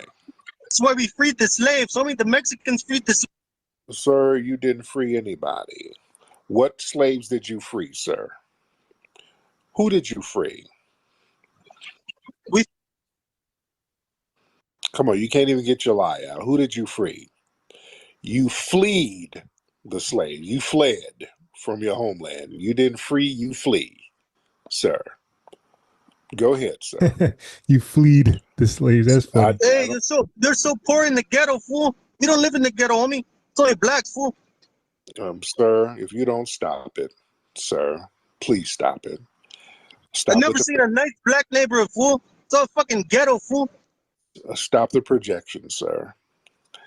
You're not really selling the gangster cholo thing. It's not selling like it's supposed to, Yeah, sir. they're not fucking selling any movies. You put out low budget films, homie. Low Right. budget, fool. The only low budget film I put out was a porno film with your grandmother. All right. It was called Hoes in the Hood, and we only made a couple of dollars off of it. So you're right. That was a very low budget movie because I had a low budget hoe like your grandmama in it. So what else is going on, sir? Go ahead, sir. Go ahead. Adam. I don't have you blocked, sir. I think you dropped a burrito on your phone. Go ahead, Adam. You keep muting me, fool. Sir, if you're dropping an empanada on the phone, that's not my fault, sir. Just watch what you're doing, okay? What's going on with you? What's on your mind? Hey, what's up with your rap career, fool? You used to be a fucking rapper. You didn't make it, fool. You failed, fool. No. I wrap my lips around your grandmother's tits. So I'm very successful at that. And guess what she wraps her mouth around? All right? You can only imagine, right? So we're both rappers. Me and your grandmother, me and Rosalita. I wrap my mouth around them spicy tits, and she wraps her lips around chocolate dick. So black and brown does get down, Hey, don't it? and it's why your black women don't want you, fool. They're divesting, fool. Why your black women divesting, homie? Trying to get a Mexican dick, fool. You got small dicks, fool. Sir, the black women are not trying to lay up in a DACA camp. They're not trying to lay up with you, sir. So stop fantasizing. You wish. All right? Hey, homie, all the black girls say, can you teach me Spanish? I love Mexicans. They don't want you motherfuckers. Yes, indeed. Yep. They're trying to get with you so they can buy a kilo of cocaine so they can flip it. So they're hustling you for your drugs, sir. That don't count. You're the plug. So that's why they're hollering at you. They're trying to get the Hey, real talk to me. Who you see doing construction, fool? All they say is Mexicans, homie. Well, how come you're not constructing your homeland? How come you're living in shacks? Hey, homie, why don't you go to Africa? That's your homeland, fool. I know it's not. My homeland is here. I'm a foundational black American, sir. This is my homeland here, and I never. If this is your homeland, homie, why didn't you build anything, fool? We did. We built this whole nation. That's why I never had to get a job from a black person, fool. That's why you were able to flee. That's why you were able to flee here, sir. So you're welcome. You gotta give us thanks, sir. You're welcome. Hey. Go ahead, sir. Oh, are you okay? I don't have you muted, sir. Go ahead. Go ahead. You're running out of material, sir. Come on, just like you. Hey, homie, what companies you built, fool? If you built this country, I don't see no black companies, fool. I see the white man's companies, fool. What's your company, sir? What company do you have over here? Hey, homie, you know there's Mexican restaurants everywhere, fool. Yeah, I love Taco Bell. I had a chicken burrito earlier, so yes. Hey, but Mexicans build more than blacks, fool. We build a lot more than you. What like what? Name a corporation that you name your corporations that you run, sir. Go ahead. Hey, homie, we built the railroads in the West Coast, fool. Okay. What railroads? Go look at Mexican railroad workers, fool. Okay, you're trying to Google something and it's giving you some wrong information. All right, you didn't build nothing. You didn't build railroads in Mexico. So what are you talking about? You didn't even build your fucking Baltimore, homie. Look at Baltimore. Look at Detroit, fool. You live in fucking slums, homie. It's better than your homeland, sir. Right? Mexicans don't live like that, fool. And you're fleeing to those very cities from your homeland. Those are the very cities you're fleeing to. So that shows how dilapidated your homeland is, sir, right? Right? Hey, homie, I never had to get a job. I never had to get a job from a black person, fool. You just named cities that you are fleeing to now, sir. Hey, I never had to get a job from a black motherfucker, homie. I don't give a fuck. Sir, You didn't build shit, fool. You didn't build nothing, fool. You wouldn't be able to flee if it weren't for us having a country for you to flee to, sir. You didn't build shit, fool. Yes, we did. You didn't even build Africa, homie. I'm not African, so I'm a foundational Black American. The place you fled to. You're African, fool. You look like an African. I'm a foundational Black American, sir. Hey, homie. And you're a wannabe Anglo. You're not even Anglo. You're a wannabe. You can't even go to Europe. We got European blood, fool. Mexicans got European blood, homie. And can't go to Europe for nothing. They won't accept you in Europe, sir. And that's why you're mad? Is that why you're upset? You can't be accepted in Europe. You can't be accepted in your homeland. So you had to come eat off foundational Black Americans, and that makes you. Hey, you got sold from the African chiefs, homie. They sold your bitch ass out, fool, in Africa, homie. And you got sold by Border Patrol. Okay, they sold you over here, made you give a blowjob in order to get over the fence. So ain't that horrible? You fled Africa, fool. And you fled your homeland, sir. I didn't flee anything. This is my homeland. Been here for centuries, sir. The one you built shit, fool. I do. We built everything here, sir. We built the whole thing. I don't see anything that's owned by blacks, fool. Nothing, fool. Well, we don't. You fled your homeland, and you don't have anything there, sir. You're over here eating off us, sir. The DACA program. Hey, Mexico's richer than us. And family, the sad part is that is what systemic racism was designed to do. Destroy all of our communities, urban renewal, race riots, defunding, disinvestment, all type of ways, pigeonholing our banks where they can't be investment banks, but only savings banks. So many ways to undermine us, family. Racial zoning laws, all this stuff, redlining, job discrimination, mass incarceration, over policing. They did all of that, hundreds of years of that, so a Mexican can come to this country and say that right there. That's what all this was done for. That's one of the reasons. So when people come to this country, nobody look at us as the true builders.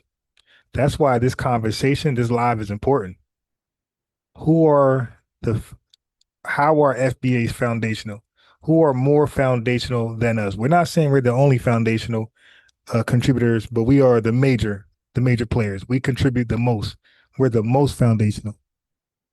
Okay, but again, systemic racism was designed to do just that. When people come to this country, they don't see our fingerprints or the foundation of this country. African countries, fool. DACA, I'm not. That's fine. I'm not from Africa.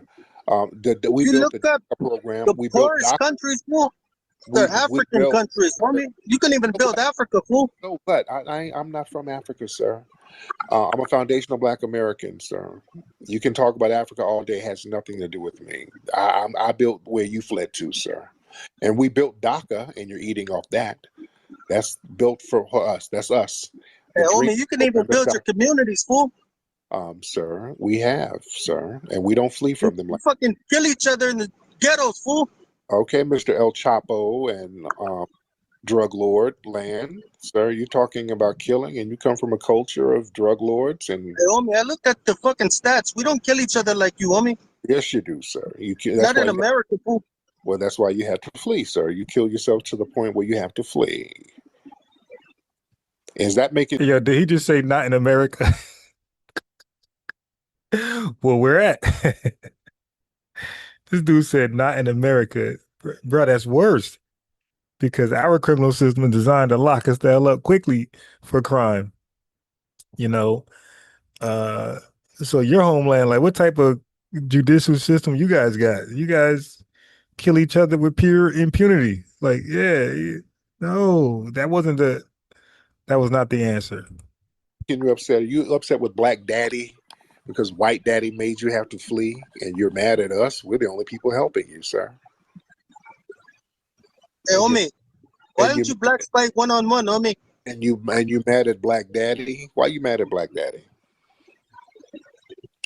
You mad at Black Hey, Daddy? you're fucking gay, homie. You're fucking gay, fool.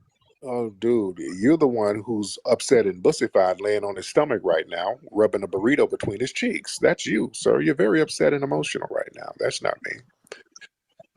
That's why you didn't get fucking reparations, fool. Where's your reparations, homie? Women from your community. That's a form of You can't even. That's reparations. They don't even. Women from your community. Yo, he is too much.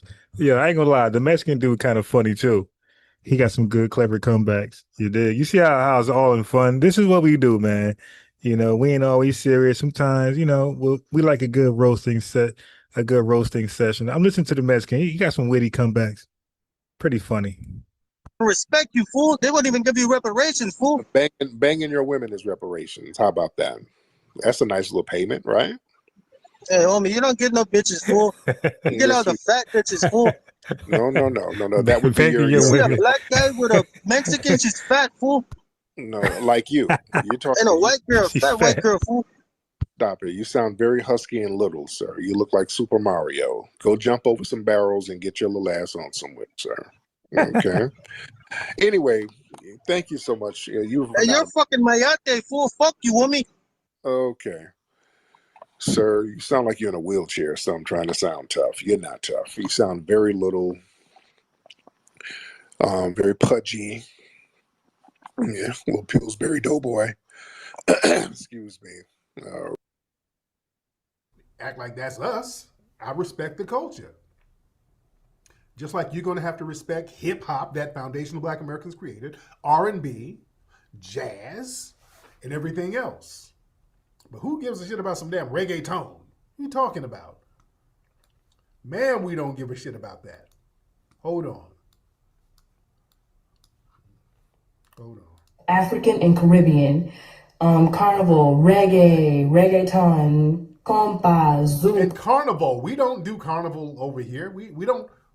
That's not something we really do. We don't put on feathers and twerk in the streets like that. We don't really do that. All right, hold on.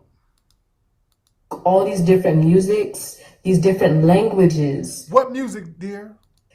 They all come from us Africans. What language? What language are you talking about? We don't use what language is she talking about? We don't use African language. Family, I spoke about this before. I'll show you this time. Carnival, the origins of Caribbean carnival.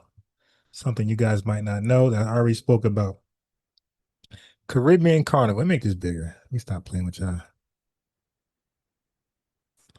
Caribbean carnival originated in Trinidad and Tobago in the late 18th century, blending French Catholic pre-Lenten traditions with African and indigenous resistance, evolving from enslaved people, creating defiant celebrations using satire, drumming, and masking to mock colonizers and express freedom after emancipation, culminating in the vibrant cultural explosion seen today with elements like Jouvert, Calypso, and steel pan music. Family, what does this mean? Blending French Catholic pre-Lenten traditions with African indigenous resistance.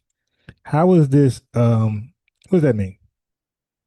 Oh, look, European roots of carnival. Okay, French influence. French settlers brought masquerades and balls to the Caribbean, like Trinidad, Haiti, Martinique, as pre-Lenten Catholic festivities. Family. Carnival was brought by French Catholics to the islands. They stole it when they left. Look, they stole it by mocking the French. So they took on the French customs, mocking them, and then they permanently kept them. Check this out. Resistance and adaptation of enslaved people, mocking the masters, enslaved Africans banned from these elite events, used discarded clothes and coded language to create satirical versions, mimicking the opulent balls, cultural fusion. They combined these European traditions. Carnival was a European tradition. They combined that with their own African and indigenous customs, incorporating drumming, specific dances, and masking. Okay, yes. European French Catholic influence. They brought it to the Caribbean. So Carnival, they hijacked it. I spoke about this before. That's why I say, man, don't play with me, man. Don't play with a real researcher, man. It gets bad. Caribbeans, we are literally the backbone of the Black culture. Okay, ma'am, is there a new strain of crack in Haiti? Because I know she's probably over here. Ma'am, whatever crack they didn't get, that crack ain't that fucking good. All right, I'm sorry. If you don't stop. Y'all just be saying anything. Y'all just be talking that stupid shit. I don't think she believes this bullshit she talking. I don't give a damn. That crack is not that good. Hold on. There's some good crack out there, but it ain't that good. We are literally the backbone of the Black culture. We gave Black Americans everything y'all have.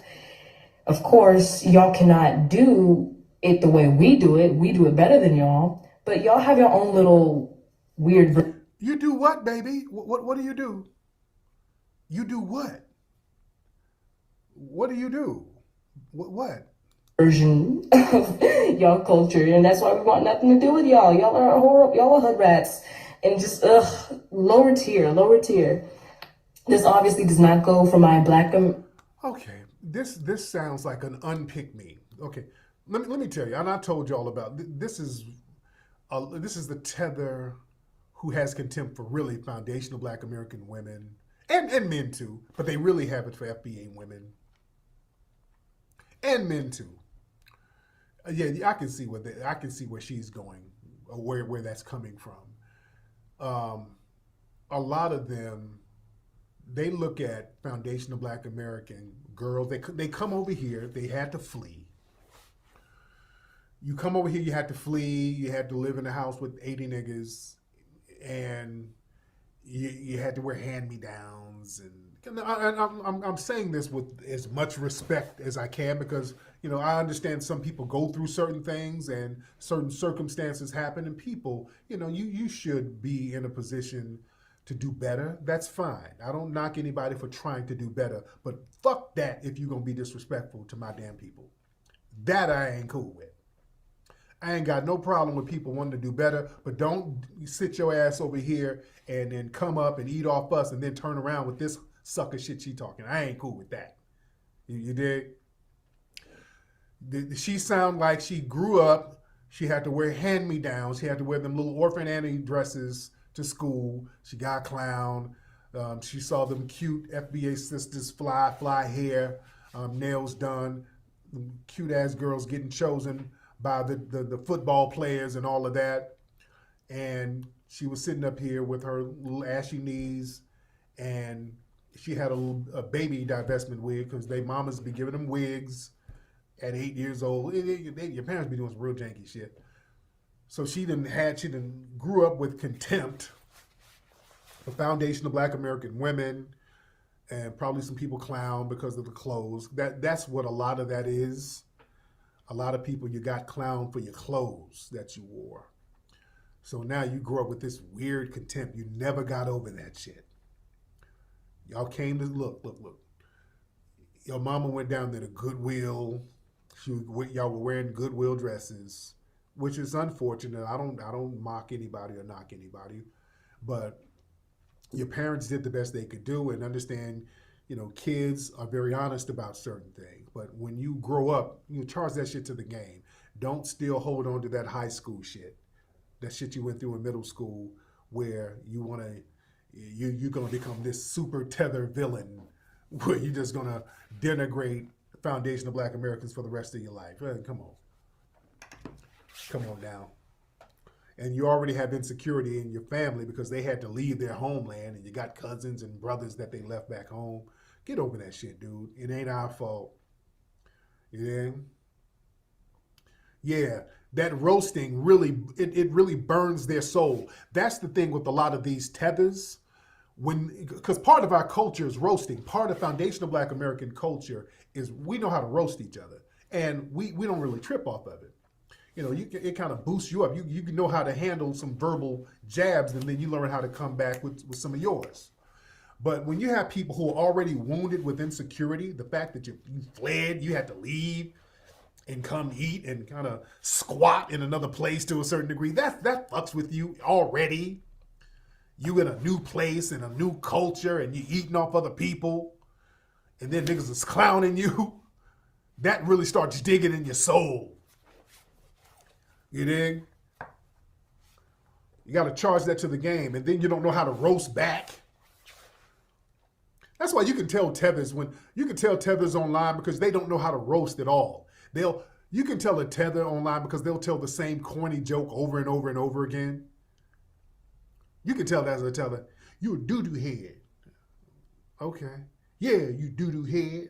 You a doo-doo head. Yeah, you a doo-doo head. Just say the same corny shit over and over again. So their job, they know that they don't have the talent, they don't have the wit, they don't have the charisma, so they go for annoying. I'm just going to be an annoying Tether. The same shit that caused their homeland to fail. Just annoying niggas whining and nagging each other and not building shit. Yeah, remember when I was roasting on the Twitter lives, those, they were East African cats. These East African Tethers who hate foundational Black Americans. And they tried to get into a roast session with us. Yeah? They tried to get into a roast session with us. They thought they were, you niggas over there eating fried chicken. Hey, you niggas, you in the ghetto smoking crack, nigga. So they tried to bring it upon themselves. They mustered up some courage to try to do a roast session with us. Nigga, do you really want to go there? That's why they were so mad at me. I'm like, do y'all really want to go there? When I told that nigga, I said, whatever. Okay, look, we're from the ghetto or whatever, but nigga, at least I don't smell like cheetah pee. What? Did he say I smell like cheetah piss? Did he say I smell like cheetah piss? I don't smell like cheetah pee, nigga. The cheetah pee comment fucked them up. For real. It was something about that cheetah pea comment that I laid on them that just destroyed their soul. They were mad for 2 months. They were writing articles over there about me saying that nigga smelled like cheetah pea. They were so mad at that cheetah pea comment. Who was there listening to the actual thing? Yeah, that was hilarious. That killed them. They were mad as hell at that. This nigga said I smell like cheetah pea.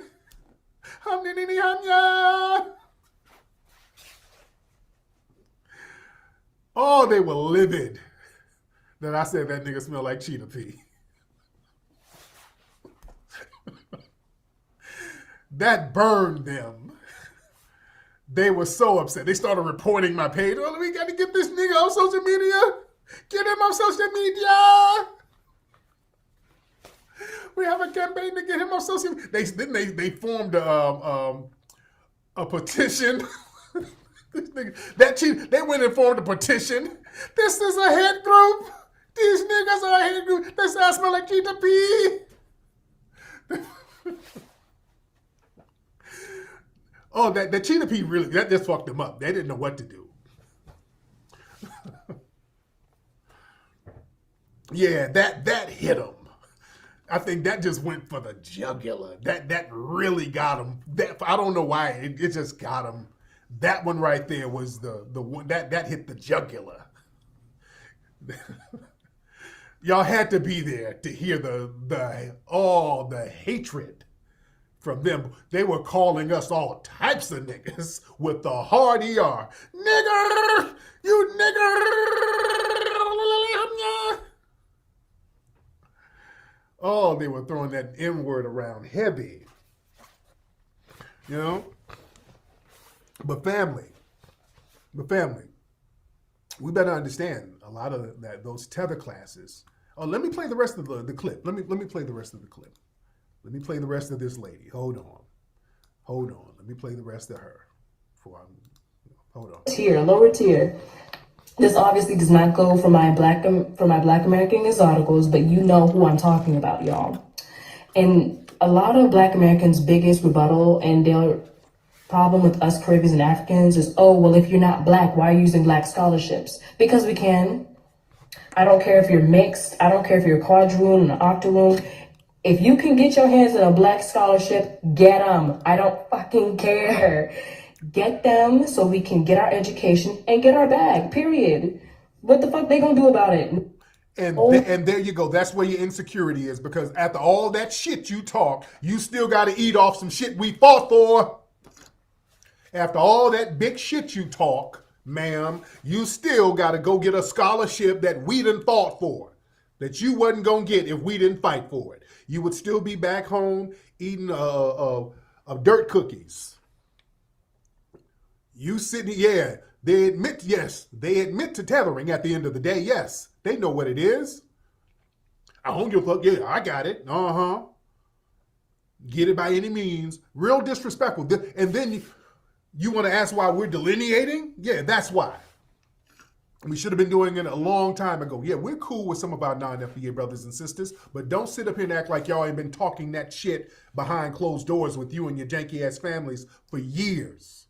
Y'all been acting like this. That woman, right now, they're just comfortable to do it enough. They're just comfortable enough to do it on TikTok now. Now they're like, all right, fuck it. They see it. The cat is out the bag, so we ain't got to whisper no more. Let's say what we say at home. Good. Good. All right, just get it on out. I'm good. I'm cool. She killed her own argument, didn't she? She talked all that.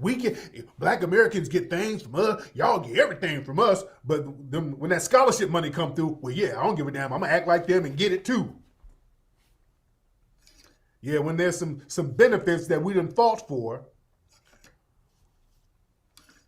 you're going to be first in line to act like us in order to get it. Yeah? That type of disrespect. I'm telling you, there's a lot of these tethers, man, who are terroristic. A lot of the goofy stuff that we see that's going on with some of these YouTubers, you better understand that a lot of the little donations and stuff they're getting it from these hateful tethers. These hateful, ungrateful tethers. See, right now, what we're seeing a tether movement like that, an angry tether movement at us. So these tethers have always had contempt for us. And they see us getting on code and building stuff. So what they're doing now, these tethers are actually funding people to sabotage us. You understand what I'm saying? I want y'all to understand how heavy this is. Like Taharka's big head ass. And I will pop my collar to Taharka to a certain degree because, see, they realize right now there's a bunch of disgruntled tethers out here. And some of these niggas are like, hey, let me capitalize off that. There's a lot of these tethers who hate foundational Black Americans. They hate me, which is fine. I don't give a shit about no tether. So now you got these niggas who's going to be the Lord of the Losers. Yeah, the Lord of the Losers. Yeah, that's a fact, though. Like, Taharka Bey probably got the only, I'm going to be careful, but from the top, he probably got the only, I think he's FBA. He got the only FBA, anti-FBA channel that tethers come to support. I'm not sure if there's another one like that. Y'all let me know. I hate when I wing it. I'm not prepared. But yeah, his channel, like, he don't really do good numbers, but he do okay. He don't do bad numbers either. He do okay numbers. He do better numbers than a lot of the Pan-Africans. But no, it's true though. Like that's the safe haven for a bunch of tethers. It's that type of thing. Bucci and the head detective. So now they're going to be the Lord of the Losers. Hey, I'm going to get some money off these damn tethers.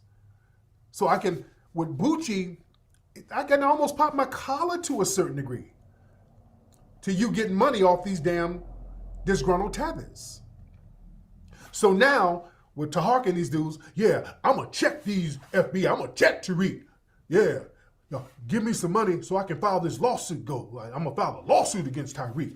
Yeah. And the tethers are like, yeah. Because let's be real. Don't no FBAs listen to no fucking Taharka Bey or Bucci. Let's be real. Don't nobody listen to that stupid shit.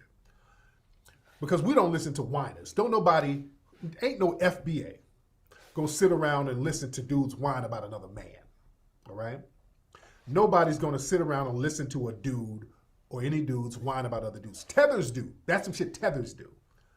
You dig?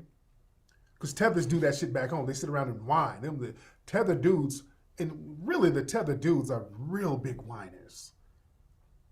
Tether dudes are major whiners. So listening to a nigga whining about another man, that's right up their alley. So they'll listen to it to Harker. Harker sits up there and plays this WWE role. Yeah, I'm the Grand Sheik. You know how I do. If a Tariq see me, I'm going to be on Tariq's neck. You know how I do. I'm going to go out there and I'm going to show him and give him the business. You know how I do. I'm going to go out there and file a lawsuit. I'm going to go up there and run up on him and show him how I do. Yes, nigga. And the Tethers are, yes, nigga. Yeah. I'm going to need y'all to give me some donations. If y'all want to see me stick it to him, give me some money. You know how I do. Oh, cool. So, yeah, it's like a little tether coping group. You're finessing the Tethers.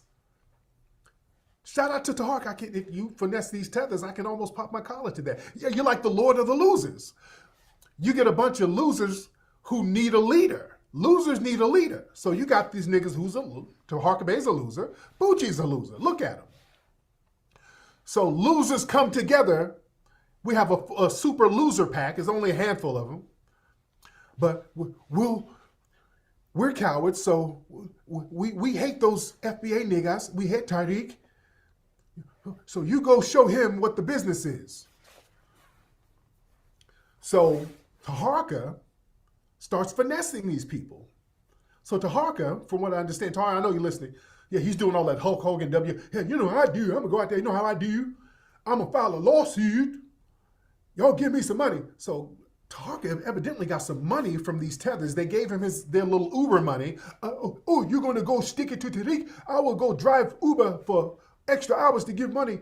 So they got a league of losers to give money to this nigga to fly out here under the guise of filing a lawsuit. Tethers. Now, what? You have to come over there. What? Wait, what? The OAAU. Bro. Right. You know what Malcolm X's organization. Of course he's going to create in America. He's based in America. Mm-hmm. We had the OAU. So you can see it. So it's big brother, little brother. You understand? So what did big brother do for little brother? Because y'all still been around for a long time. Gave you the blueprint for you to get your own nation. Shout out to the new African Republic. You understand? Gave you the blueprint to go. What nation do you have that you're completely running without white interference right now? What running? All right, so family, allow me to be the tether whisperer and tell you what he just said. Let me run that back. He said something that went by a lot of y'all heads, and it should have, because it was a nothing burger. But again, the research recorded. Check this out. Gave you the blueprint for you to get your own nation. Shout out to the new African Republic. You understand? Okay, so the new African Republic was a cult group that was trying to get reparations as a sovereign nation in America. Okay, there was like a plebiscite babbling Pan-African cult group that Ross' son brought up to me, thinking that this was like a first serious organization to go after reparations. Family, these fools had sought to get reparations under the Reparation Act that was exclusively for Japanese Americans that can prove that they were displaced or thrown in an internment camp because of World War II. These, I think they were foundational, but clearly wacko plebiscite Pan-African babblers went in the courtrooms to represent themselves, and they was asking for their own land, like asking for like 3 states down south. They're a sovereign nation within a nation. This plebiscite babble. The government has no jurisdiction. They're not even American. You dig? They rejected their citizenship. They disannulled it. It was like, yo, we are a sovereign nation. And these guys were seeking reparations under the Japanese Act that was only for Japanese that can prove that they, first of all, was Japanese. So they had to prove they were Japanese lineage wise. right? Because reparations are lineage based. So they had to prove they were Japanese for one, and then they had to prove that they were, or a loved one, or they were an heir of a family member that was thrown in an internment camp or displaced because of World War II. And they was asking for everything the Japanese got, $50,000 per person and some other stuff. Literally, family. I mean, I was like, Ross, son, are you serious? These guys literally was arguing for reparations that was exclusive for people who were Japanese descent. That's the group he just said we should thank. Brother, because y'all still been around for a long time. Gave you the blueprint for you to get your own nation. Shout out to the new African Republic, you understand? The new African Republic, family. Yeah, nuts. But again, family, I'm a researcher, so I know exactly what that group was, and I gave you their history. A bunch of retards. They had to. So the court was like, okay, can you prove you're Japanese? They was like, huh? They said, are you Japanese? No. He said, are you serious? They said, yo, you just get out, get out. They kicked them out and dismissed their case. It's family, that's a fact. They went for reparations, and they had to prove they were from Japanese descent and that they were displaced because of World War II or thrown in internment camp because of World War II. You can't make this up. And Ra's son brought that to me. His illiterate self thought he was like debunking something. Look, reparations, people do that before Adolf's and FBA. Dude. Annie, are you okay? Ra's son, Annie, are you okay? Are you okay, Annie? Gave you the blueprint to go. Nation do you have that you're completely running without white interference right now? What running? You got a whole country run by black people. Where? Then Google it. Where? Then Google a black nation. Where? Then you'll see black nation. Anywhere on the planet. Where's there black people? Where there's 90% over 90. Name the successful nation that's run by the people in Africa. All of them are successful because they're run by black people. It might not be where you think successful. Why is your ass in Britain? Huh? Why? Because my parents were born Gold Coasters. They were invited by the British to help them build their over there. That shows how successful it is because you're still under okay, white supremacy. Family. Stop playing. No, okay. it's not. It's under. Wait, did he say from Africa? Because I know the Windrush ships that took a lot of the island. Again, a researcher. I'm sorry, fam. I'm a researcher. So I know the Windrush ships that took a lot of island people to Britain. Again, during the same time, World War II, to help keep Britain afloat as the Britons go over there and fight in the war against Hitler and, and Hitler allies, Germany allies. Yeah, so the Windrush ship took the Caribbeans over there, but a lot of them got kicked out right after the war ended, literally. So I'm not sure. I gotta Google and find out. I gotta research. He said the UK. I gotta Google. I know that because a lot of the Africans came to the UK like in like 2010s. So I gotta look into that, like the difference between the arrivals of the Caribbean and the Africans. But I believe the Africans got there around 2010. The Jamaica's been a little longer. I'll get back to you on that. Oh, but family, do the tradition over here. Please, again, I'm FBA Ron. I'm also known as Unbiased Ron. My channel is FBA News and Updates. I go live around this time often, a little earlier as well. Please, the tradition is like the video again, because I'm shadow banned. Most FBA channels are shadow banned. That just means when we go live, our subscribers don't get a notification link. Some of them don't, half or more, right? They're trying to disconnect us from our supporter base. So liking the video is a way to get around that. It's going to put my video in my subscribers live feed, right? So when they go to the homepage on YouTube, it's going to have this video there as a suggestion. if you like the video. If you don't, then they won't see it because most likely they won't get a notification because of the shadow ban. So everybody's just listening to my voice. Like the video, just take 2 seconds out of your time and like the video. If you're feeling more jolly, the Cash App is right there, the super chat, but like the video. And if you're new here and you're FBA, make that be known and allow me to give you your lineage wrench. I give an FBA lineage wrench. I give an ADOS lineage wrench. I give a descendant of freedmen lineage wrench. Solon lineage wrench. If you're of the lineage, U.S. chattel slavery, you get a lineage wrench. But make that known that you're of the lineage. Or even if you're a supporter, you might not be of the lineage, but you ride with us.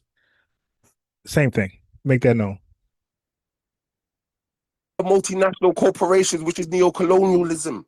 Yeah. It's done by people that look like you, if you know what it is. We went to the neo-colonialists to live right up under them. You made a choice. All right? Because please, Gold Coast was still an empire, man. Running shit anyway. So you said, I might as well go up in the big house. They're running shit anyway. Let's just be... Tariq, where's your nation with all the success and all these stuff? Here, and it's still we're under white supremacy, and we don't make no bones about it. We don't pretend that it's not. My nation is here. Yeah, we're under global white supremacy, but we ain't like you. Oh, and you're happy to live under global white supremacy. You're in Britain.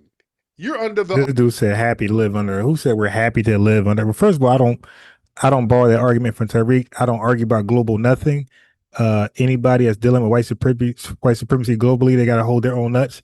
I only represent national white supremacy. I think Tariq Nasheed taking a large burden to prove global white supremacy, and I feel like, nah, just let them hold their own nuts. Let them prove their own white supremacy, and Tariq, stay in America. Let's just defend and prove our own white supremacy that's easily documented. You feel me? So I say let's stay in America and fight against and highlight our own white supremacy. Let the globals hold their own nuts and let them defend their own white supremacy. Yep, I'll go with that. OG white supremacists, sir. So what you talking about? You said it doesn't matter where I am. I can leave here tomorrow. You ain't gonna do nothing. Stop with that. I can leave, nigga. No, you can't. You can't go nowhere, Tariq. I can't go nowhere. You gonna sit family, we're only down 15 likes. So y'all can just get the 15 likes up there. You know who you are. Stop being lazy. Get off that damn couch. Put the ice cream down. Put your hot sauce down and click that like button. You dig? Over there barbecuing some rotisserie rhino meat and shut your ass up. You ain't going nowhere. You are not going back. You be down there in the South doing your soup, your bare feet, your possum, all of that shit. Don't come with you. And you're going to sit over there eating a porcupine pot pie, running your mouth, ain't going nowhere back home to Africa, nowhere. You brought your bush meat with you and you ain't going nowhere. You're nice and comfortable, so stop fronting. Tariq, you're good with the ribs under the white supremacy, my guy. Not wanting to have your own nation is crazy. You're happy to live under white supremacy. You're nationless, sir. You don't have your own nations. You have abandoned. Bro, you just said it. You're happy to live under white supremacy. I don't. You niggas live in abandoned colonies. You live in abandoned European colonies. That's it. And then you have to flee to the European. Yeah, we just get money and go home. You know what I'm saying? So I don't know, bro. Sir, like Sharpedo. We don't sit here lying to ourselves. Now, you know good and well you are up there in Britain because you don't want to be back at home eating some cheetah chitlins, starving and shit, nigga. So stop playing. Those chitlins are going to your brain, my guy. I told you, stay away from Now, get your ass out of here and go make you an elephant empanada, nigga. Get off my phone with that bullshit. All right? Elephant. Don't call up here talking all that cash shit. We got our own country, nigga, and that you fleeing from. All right? Because it's still directly and indirectly controlled by the European powers. All right? Let's be real. It's still controlled by European powers. They're still smacking cats around, and that's the reality. I'm not saying that to disparage anybody. Yeah, we keep it real over here. We just keep it 100. We gonna keep it real. We ain't gonna sit here lying to each other. And that's the unfortunate reality. And, you know. And you know what? That's the difference. If we lied to each other about white supremacy over here and systemic racism, then we would flee. See, fleeing is really denial of your condition. When you're in denial of your condition, you'll flee and you act like, oh, I'm just leaving for better opportunities. Everything's okay over here. I'm just, I'll be back. I'm just want to try new things. Like that's lying to yourself. See, but not lying to yourself, realize there's a problem here and we need to fix it. We need to resolve it. So if we do leave, we're coming back, and that's called brain circulation. We're not just leaving, causing a brain drain. We're going to come back, return, and with resources and education from, more well-developed nations like the United States did off the back of FBA labor, free labor, forced free labor. To link up and start building some global independence and getting it popping, but unfortunately, cats come over here and start undermining us. Yeah, so we're gonna get it together. We're gonna get it together. All right. That's why a lot of people got a problem with the delineation movement right now. Boy, they got a problem with it because now people can't leech. Everybody has to hold their own nuts. Everybody has to hold their own weight. Everybody has to pull their own lever. You got to step up. And that's a great thing. Who is this? The truth? Let me get the truth teller in here. The truth teller in the building. Truth? Oh, what happened, Truth? Well, Truth, I was about to let you up. I don't know what happened to you. All right, Truth teller, if you can get, there you go. Well, Truth, go ahead, Truth. The truth teller, hop on in, brother. All right, Truth, you're making a lot of hand gestures there, but we don't hear nothing. All right, Truth. Okay. All right, let me see who else is in here. You kept raising your hand. Speaking of people cosplaying, let's get Rodrigo. Rodrigo the Latino. What's up, Rodrigo? Yeah, the racism we have to stop making such a big deal about the racism. And also with you, there's a thing with you where you don't like to take accountability for your past. You've been to Diddy parties. I've seen you with Biggie's wife hanging out in the video. Who? And we've seen all of that. But you want to Hold down. You see me at a Diddy party. Where the hell? Yeah, you in Faith Evans video dancing the night away, and you had your suit. Not a Diddy party. It's a Faith Evans video. Yeah, I was in a Faith Evans video. So how does that become a Diddy party? You're not the only big shot. I've been to the Tom Joyner boat cruise. I have That is hilarious, yo. They be projecting and lying and defaming. They don't give a damn, bro. But again, this right here is ignored. Straight lying, connecting him to Diddy and a Diddy party, a freak off that's illegal, that can get you in some serious trouble, criminal and civil. But this is okay, right? Nobody will talk about this. They'll just talk about when Tariq decides to roast him back if he does. That's the only side that's told. These are disgusting people that could only lie about us. That's why Kendrick Lamar said a very, very unique and phenomenal phrase. Don't lie about us, and we won't tell a truth about your homeland. Flip-flops on, and I see Vivian Green and Heather Huntley. And nigga, you were at the Gloria Estefan Pinata Bowl, nigga. You weren't at none of the FBA shit. Yeah, no, stop it. I did go to the Tom Joyner cruise, and it was FBA full star studded. Heather Headley and Vivian Green and Floetry was there. I did go, and I had a good time. That's why I met Stephanie Mills. But back to you. You're not the only big shot. You're not the only one hanging out with the stars and doing the... Nigga, you went to a Ricky Martin rub down, nigga. You didn't go to none of the FBA shit. So stop it. And I would have went to the Essence Fest this year if I didn't have to work. No, you went to the Menudo massage parlor, nigga. That's where you went. You went to some shit from your culture, not ours. Stop playing. All right?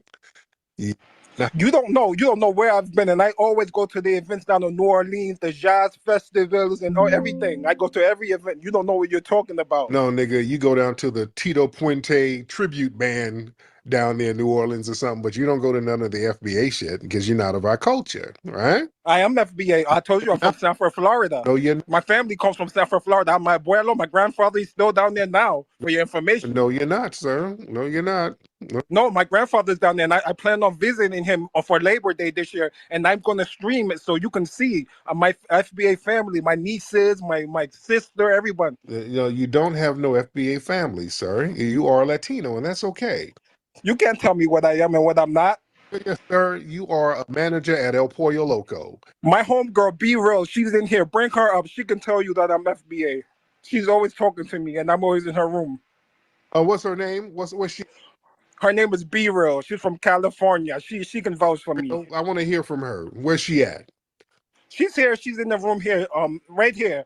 And I would like to also say, if EJ is in here, him. And when I see him, he better not come to New York, because there's no fly zone for EJ, for Eric Johnson in New York. You don't disrespect EJ. No, you don't disrespect our FBA brother EJ. You don't disrespect that. He was very disrespectful to me in the previous room I was in. He's a no-fly zone. If I see him in New York, I'm going to slap the shit out of him. No, you not. You a lying, Gordon, snorting ass motherfucker. You spick ass bastard. Be Real don't fuck with you. You Gordon snorting There's a no-fly zone for you, New York. You don't talk to me because you don't have the scholarship to talk to me anyway. You don't have the scholarship to talk to me anyway, so I don't know why you even speaking to me. Talk to you. If you come to New York, I'm going to slap the shit out of you. Bottom line, there's no ifs, ands, or buts about it. I better not see you in New York. I'll come down to Georgia. I come down to Georgia to see you and slap the shit out of you. I slap the shit out of you in your own turf. It ain't even coming here to talk to you. Yeah, motherfucker, you don't know me. I dare you to come up to New York. Anything that what y'all think about the B1 on cold shirt I'm designing? You dig? Just messing around right now. Oh shit. Hold on. Oh my. Hold on one second. I didn't drop the Swazi. Oh boy. Okay. Yeah, so what y'all think about the B1 on cold shirt I'm designing? Tariq gave me an idea and I'm playing around with it. You dig?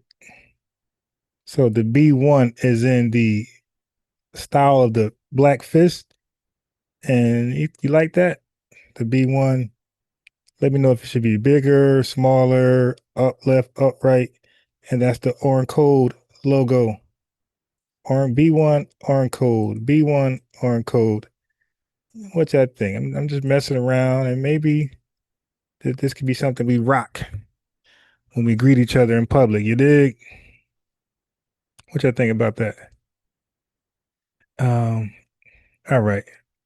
So let me go ahead and matter of fact, let me do a poll. Be honest, because if it's trash, I'll do better. Let me do a poll.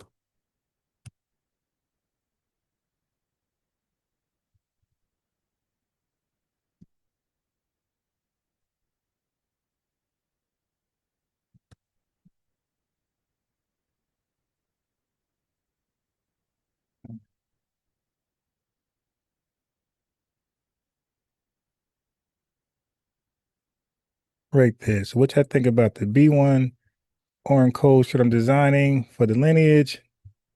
If it's trash, I'll start over and do better. Don't lie. Don't say it's dope and then it be garbage.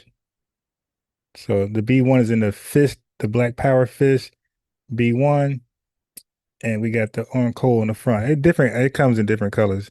Black, white, red. You know what I mean? Different colors for sure. Okay. So that's how it look on blue. Let me show you how it looks on red.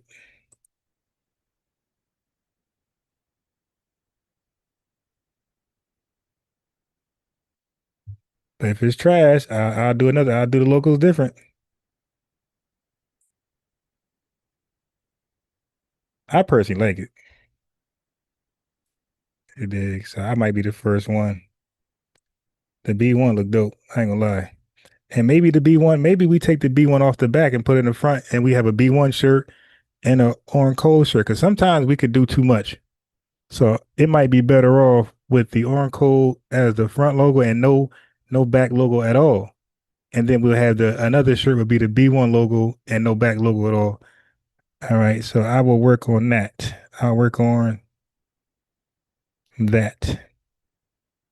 Give you a look like that too. I'll give you a look. Yeah, but let me know if I'm on to something. Yay, if I'm on to something, it's kind of fly. I'm on to something. Nay is trash. Just start all over. It is okay.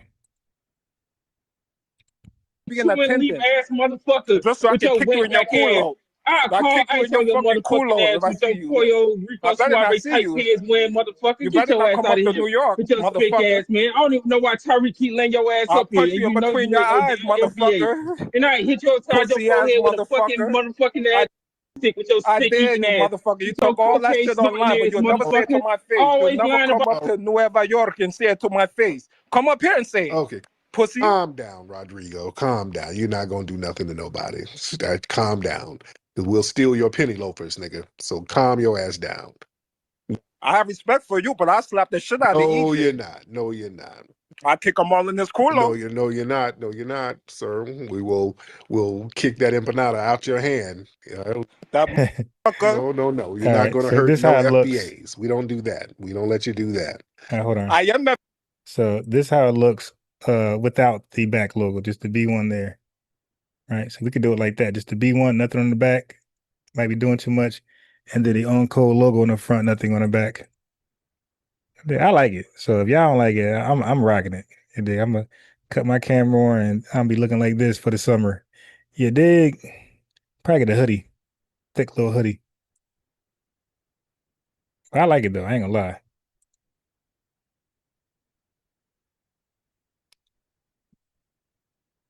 I actually like it. The red, y'all think it's hard? Yeah. Yeah, I think the two logos might be doing too much. All right. Okay, either way is nice. Phrase sometimes. He said, "Can you dig it?" I said that phrase some time ago. The same from back in the day or coming back, right? Hey, check it out. So what I'm doing also, I say you dig a lot. I got that from Tariq Nasheed, by the way. You dig, but instead of saying like no homo, no pause, no cap, I just say this is just my language. I say no diggity. Like it's like you dig, just reverse. Like nah, no diggity. But that just me. It might be corny, but whatever. But that I do my own little language though. But check it out. Let me get into some history now, because we're talking about the foundation of America, right? So the question is, how are FBAs foundational to this country? I've seen some failed Pan-African channels out there, and it was like, how are you foundational? How are you foundational? Well, I don't know what you mean by foundational. He kept using the word black loosely, like, yo, dude, can you define black? Can you define black? And of course he can't. And I'm not gonna shout out his failed channel. I'm gonna let it continue to fail. But check this out. Why do we, Black Americans, why do we say we're legitimately foundational without erasing anyone else's foundational contributions? Okay, watch this. Who contributed to the building of America? Right? That's the question. So America obviously was not built by one group. It was built by layers of people at different stages under very different conditions. That's important. So major contributions or major contributors include, so we ain't gonna disrespect the indigenous people who were here pre-1492. All right. Then you got Foundation of Black Americans who came here documented 1619. Well, I know there was some of us that was around 1526. That's a fact, by the way, in that film Pan-African channel. There's the link in the chat. Okay. Then the British settlers, again, they came and failed, as Tariq articulated. And then you got other Europeans, right? Dutch, German, French, who they call Anglo. Then you got the Irish, etc. And then you got the Latinos, Mexicans, especially in the Southwest, right? Then you got Asian immigrants, 19th century onward. These are people who came later. Then you got later European immigrants, Italians, Jews, Eastern Europeans. So there you go. So you got the Anglos who came first, and then the later Eastern Europeans.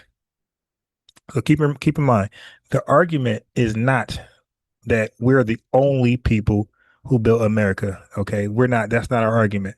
Okay, the question is who was essential at the foundation and under what conditions. Okay, so what does foundational actually mean? That failed channel wanted to know that. What does foundational actually mean?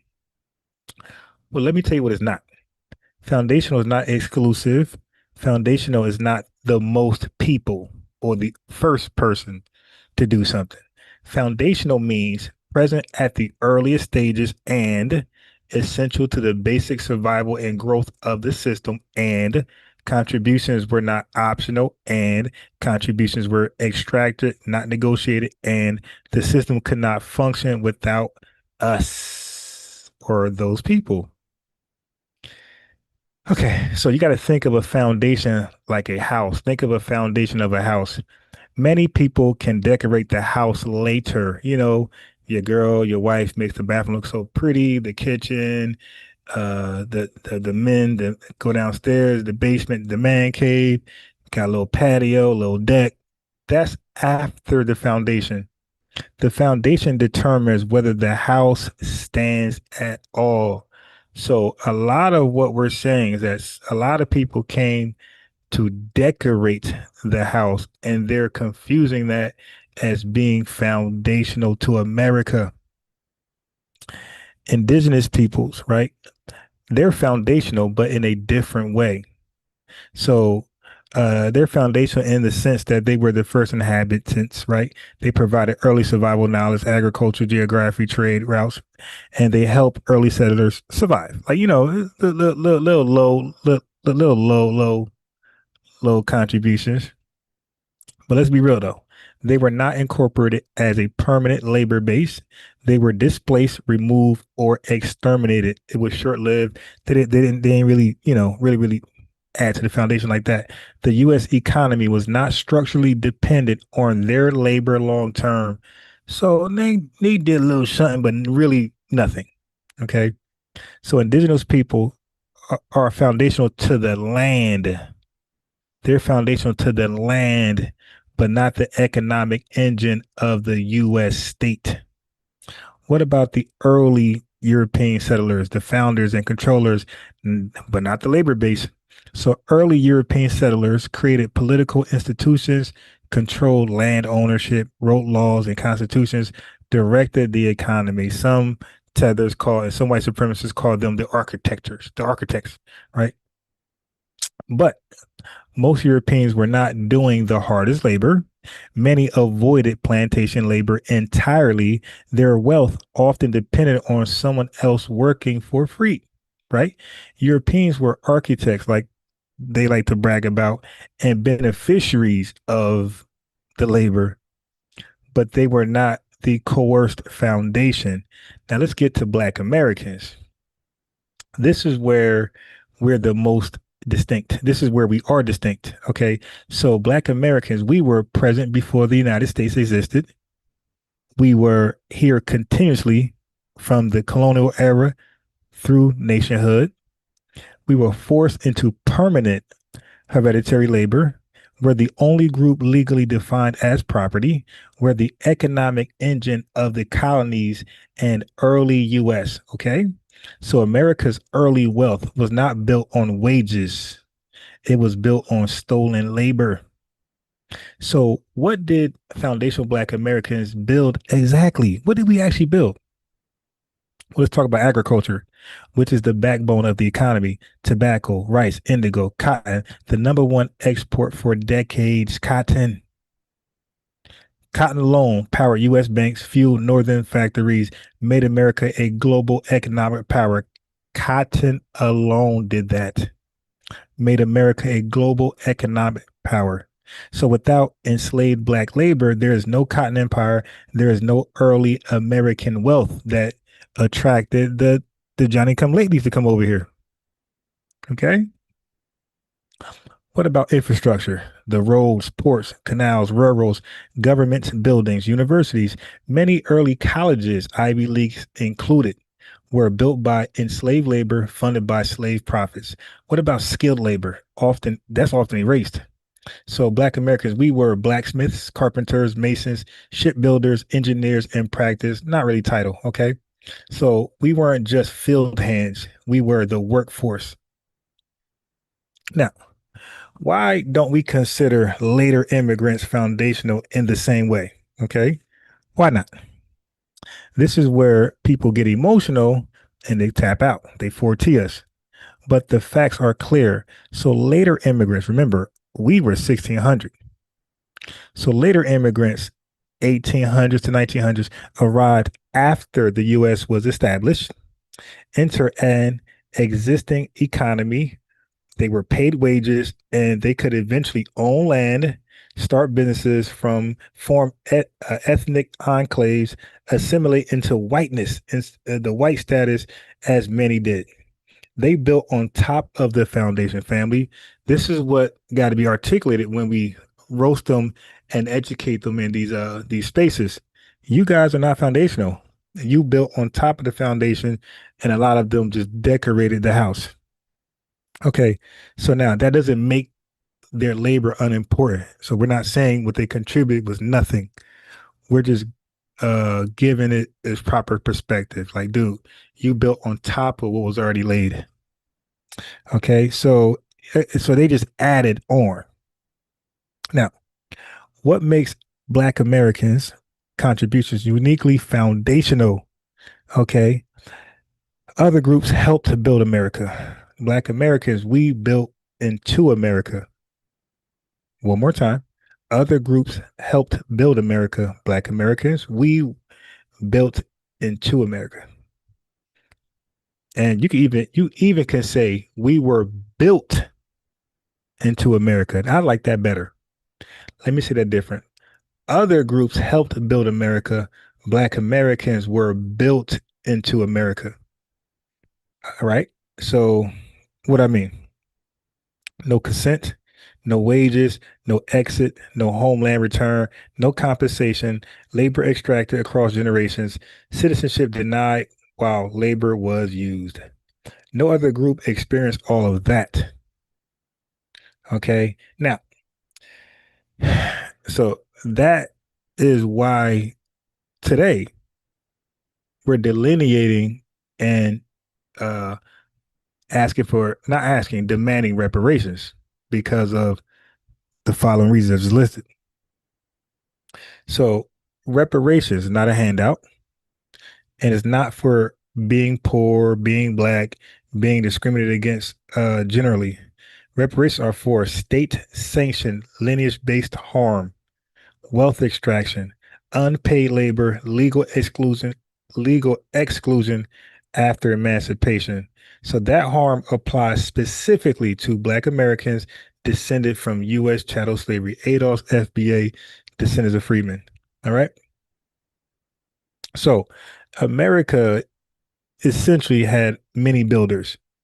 However, Black Americans, we were the foundation that made the building possible. All right. Everyone helped furnish the house, but we Black Americans poured the concrete without pay. All right. So again, we're not saying we're the only ones. We're just saying we're technically the only true foundational Americans. All right. I like that. I like that. Okay, so now let me talk about what everybody actually did when they got here. So the early British English contributions, right, were political and legal framework. All right. They contributed they had the English common law, They had contracts, property law, courts, representative, government traditions, colonial assemblies, English language as the state's language, capitalist land ownership models, banking, mercantile trade systems, constitutional traditions, Magna Carta, which went to the Bill of Rights. Okay, so these systems were built on coerced labor. They were built on coerced labor. Britain did not supply the workforce to implement them at scale. British settlers were a minority of the population by the late 1700s. I'll say it again. British settlers were a minority of the population by the late 1700s. The British designed the blueprint, but they did not physically build most of what made the blueprint profitable. That's why we're saying we're foundational, and everybody else just added on. What about the other Anglos, the Dutch, the Germans, the Scandinavians? Okay, they, skilled trades, carpentry, masonry, brewing, farming innovations, small scale manufacturing, mercantile shipping. The Dutch was in New York doing that. We got religious pluralism, Quakers, Lutherans, right? But it was mostly regional, often worked for wages or land grants. 1862 Homestead, okay, yeah, Homestead Act. They benefited from systems already built on slave labor. So again, the foundation was already there. What about the Irish immigrants? Because you'll hear a lot of them talk about themselves. Hey, no, we were foundational. Really? Well, their contributions were canal construction, Erie Canal, right?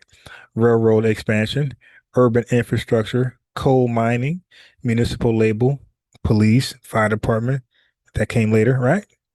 But look what happened though.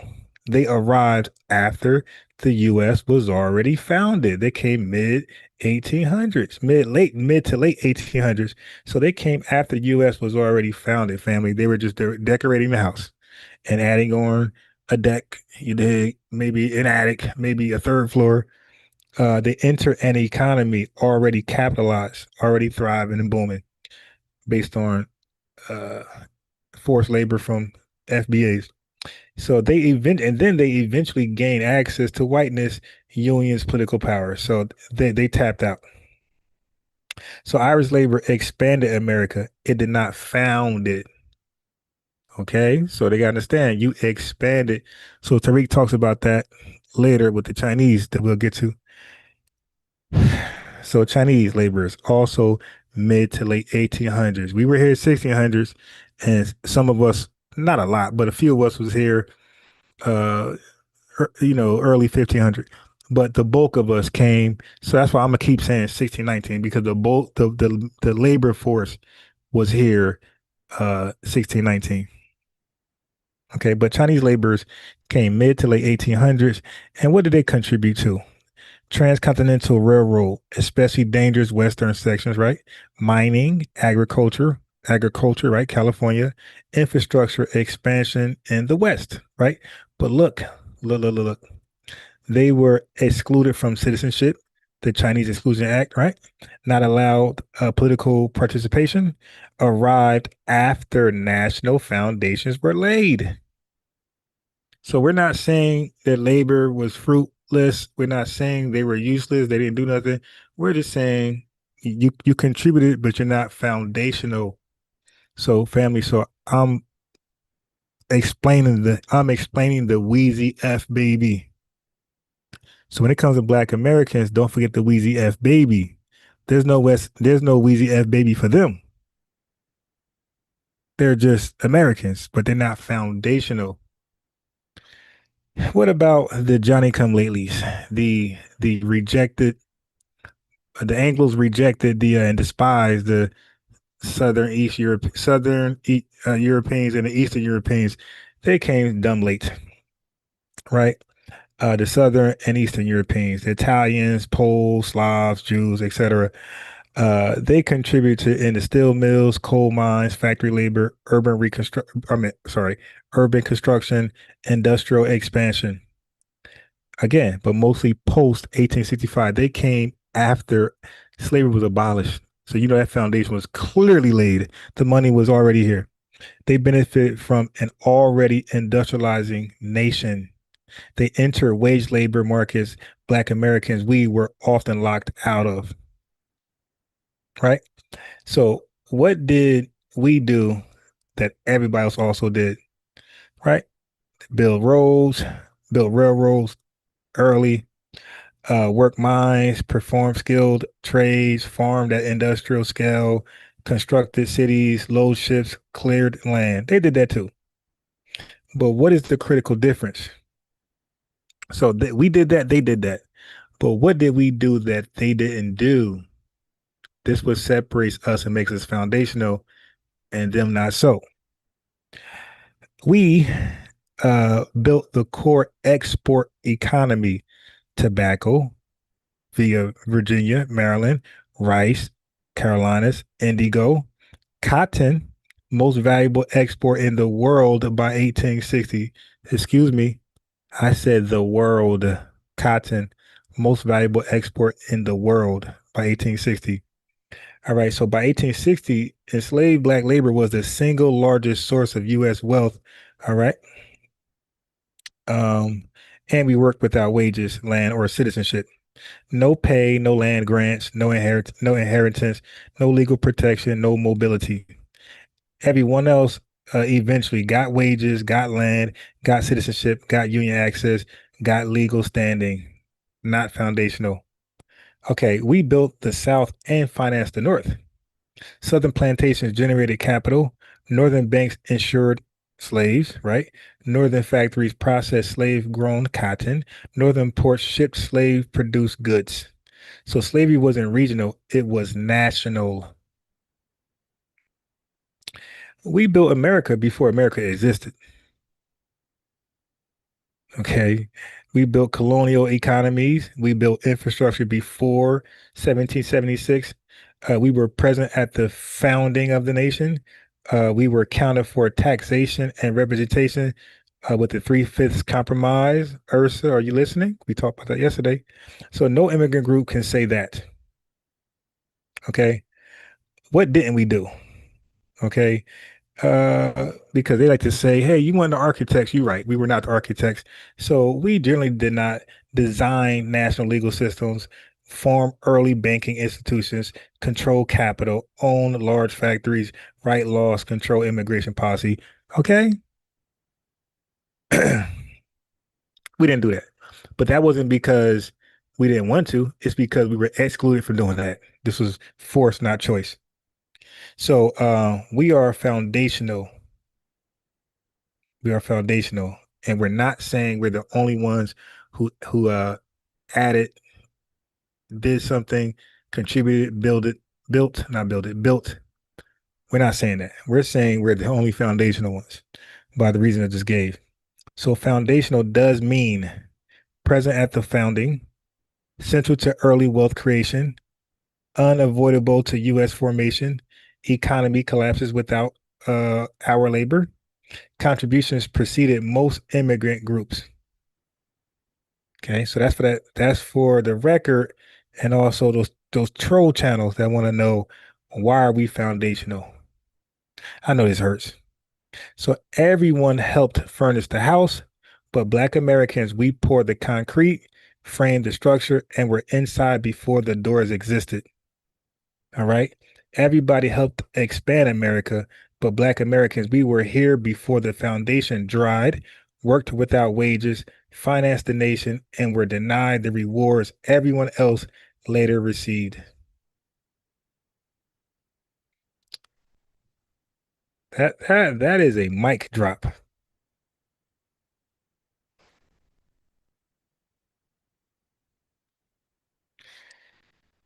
That's a mic drop. So if anybody ever asks you, why are we foundational? We're foundational for what? And blah, blah, blah. You play this video. And I'm going to, I'm going to make this video do what it do. Because I know I had Tariq there, for entertainment. But when I do this video, I'm going to just have the information part and explain why we foundational, right? So it's going to be serious. But I had to give entertainment because, we love information plus education. We love entertainment plus education. So that's why a lot of times, family, I will play some entertainment, Tariq or somebody else, or a Pan-African channel that's goofy, that we can laugh at, and I will educate and, comment, give commentary in between. You dig? Now, so you will have a lot of, so be prepared for a lot of suspected white supremacists to argue and give pushback, but pay attention to their pushback. So when we say, now you came late, what they're going to do is say, no, we were actually here before the documented 1619. But family, don't argue the 1526. You don't have to. Don't do that, because then you're just going down a rabbit hole. Don't do that. You don't got to do 1526, because first of all, we're not here in large numbers. The ones when they fled America and we were left behind, it wasn't like, significant numbers to be a labor force. So don't even argue that. What we should rather argue is this. First of all, be real, be honest, and say, yeah, okay. Polish artisans were here around 1608, right? And Dutch traders were present before the official arrival of the 20 and odd Anglos in 1619, right? That brought us here.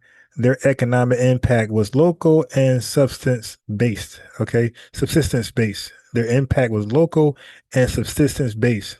So, in contrast, the system of chattel slavery turned the American colonies from a struggling outpost into a global economic superpower. So, when Tariq Nasheed expressed, you guys failed, you guys think it wasn't popping until we got here. That's a fact. But if we just add a little information to explain that, that's what we do. All right. So in case they argue that white indentured servants or artisans were here first or working alongside early enslaved people, just let them know their contribution is equal. Well, they will act like their contribution therefore was equal or greater. Okay, but by saying that, they'll be ignoring two economic realities: indentured servitude versus capital assets. Right? White slaves, so-called, which was indentured servants, worked 4 to 7 years and then became free citizens who consumed wealth and land. Enslaved FBAs were capital assets, property for life. So you could borrow money against us, insure us, and inherit our children. This financialization of Black bodies is what built America's banking and insurance industries like Aetna and New York Life. Then you got substance versus global commodity. So early European settlers mostly grew food to eat, not to sell, but to eat. Corn, wheat, but enslaved foundation Black Americans grew cash crops, tobacco, indigo, cotton, sugar for export for money. They did it to eat. We did it for commerce. So cash crops are what paid off America's debt to Europe and allowed the colonies to survive. Okay. So let's keep that where that is right there. Let me see. Anything else I need to add to this?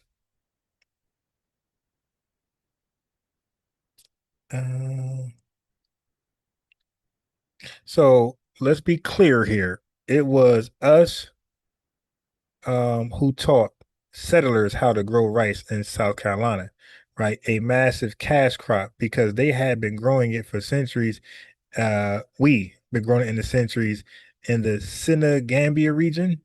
So Europeans had no idea how to cultivate it. This intellectual property transfer created the wealth of Charleston and Savannah. Okay, now you cannot separate Northern industry from Southern slavery. That's what people try to do. A lot of suspected white supremacists and tethers like to try to separate Northern industry from Southern slavery. But banks accepted enslaved people as collateral for loans. Insurance sold policies on human cargo. Railroads, the earliest U.S. railroads like the B&O, were built partly to transport slave-grown produce. All right.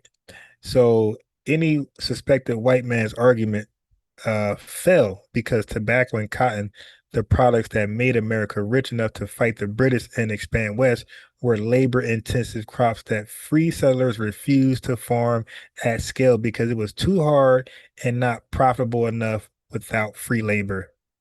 So the Polish made glass, the Germans grew wheat, and Irish dug canals. But enslaved FBAs manufactured the currency, which was cotton and tobacco, that America used to buy its place in the world. Okay? So I'm going to leave that right there. They're not ready. They're not ready. But wait, what's the new phrase that they be saying? The young dudes, oh, they're not ready. But family, we always been in rare form. That's a little thing they be saying now to youth. Yeah, so we're in rare form.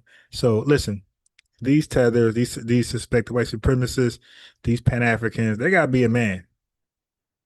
Okay. They gotta step up and be a man and stop capping. It's no comparison. So be a man and admit we are foundational and we are usually in rare form. Rare form. You dig, fam? Let me see what the likes are at. So when we log off, we are cool. All right, you guys did a good job on the likes. All right, family. So I think. All right, so let me go ahead and do this. Let me do this for y'all. So maybe we should just do one logo and not let me see. Make one logo and not do the double logo, I'm thinking. Okay. Yeah, the double logo might be too much. All right, so let's do this. So this is how it's gonna look. Shit, with the single logo.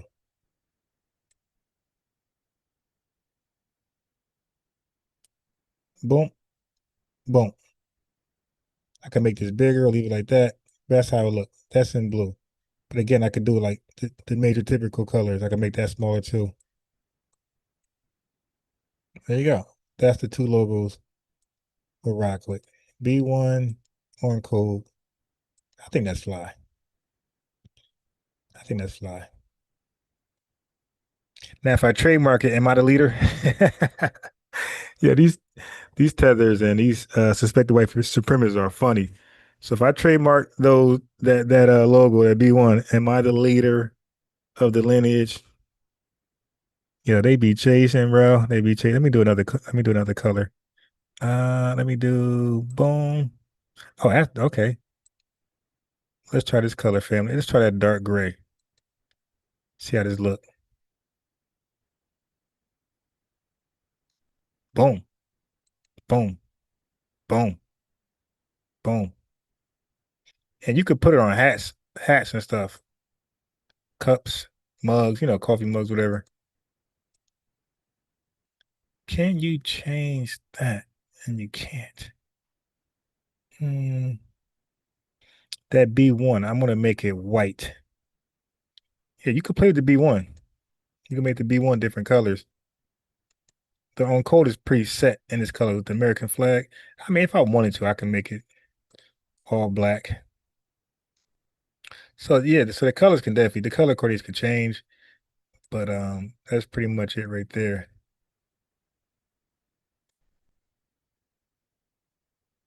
Yeah, I wasn't gonna do no merch at all, but Tariq Nasheed, when he had that on code shirt, I'm like, you know what? That is a dope idea right there. Now we walking through, and we see each other with the on code and B1 apparel, we can salute right away. Have a small conversation, you know what I mean? Embrace each other right away just by the apparel. Small conversation, salute. Where you from? Blah, blah, blah. I'm from over here, you know what I mean? B1 and keep it moving. I see you on the next FBA Ron Live, FBA News and Updates. Unbiased Ron Live. I check you there. What's your name in the chat? Oh, I'm Marvin. Oh, okay. Buck Horse. Oh yeah, I'm Ty Carter. And Ty Carr said, facts. The French even some fled to the U.S. and needed the FBA labor. Facts. Hey man, I'm Culture Media TV, man. Hey man, I'm Tandria Williams, right? Hey, who you? Oh yeah, now I'm so and so coming from so and so. My name is Yolanda, you dig? Jenkins, Wilson. Oh, where's what's up? I see you got the FBA B1 apparel. What's your name? My name Choco S Secret. You feel me? Where you coming? I'm shouting it out. I'm representing so and so, so and so. You dig? Instant networking. Hey man, I'm Marcus Ferris. Yeah, I'm coming from so and so city. I'm real B1. Um, I'm real Blackmatic. You dig? I am six. I'm coming from so and so, so and so. Good way to embrace each other. You dig? Network. Hey, I'm Patricia Ivory. You feel me? I'm representing out of so and so, Dallas, whatever, Houston. I think that's dope. So I'm gonna update y'all on this right here. I'll probably be the first one where I have my camera on, have my shirts. You feel me? Now, but I already made like shirts like this before, like years ago. Like I'll say like 5 years ago, I done this 5, 6 years ago. So I know the quality is pretty decent. Matter of fact, I can show you old lives I did 5 years ago with like customized merch I did from this website. So the website is got pretty decent quality. I wonder how the hats look. How do you change? How do I go back? Oh, right there. So you could do hoodies. You could do hats, fitted hats. Let me see. I actually like, I ain't gonna lie. I like the, let me see. Let me see the baseball hats. Let me see. Yeah, I kind of like the snap-ons a little better. I ain't even gonna lie. All right, let me see if I can see black. I see white. I see red. Can you change the color? Let me see if the color can be changed. I guess not. I didn't see a black one.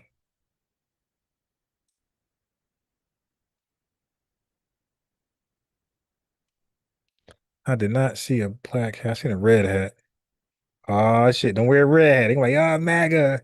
I said I might wear a red hat on purpose. Let me see. I'm sure they got a black one somewhere. I just wanted to hurry up and show how the hat will look.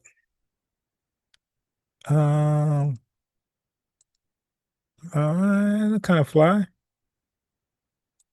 Look kind of fly. Let me share my screen.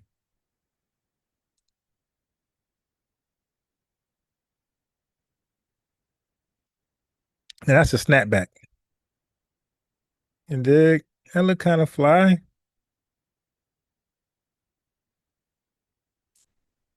That look kind of fly. Hold on now. Hold on. Hold on now. Think we onto something. Hold on. Oh, yeah, I think we onto something. Hold on. Where's the on code logo?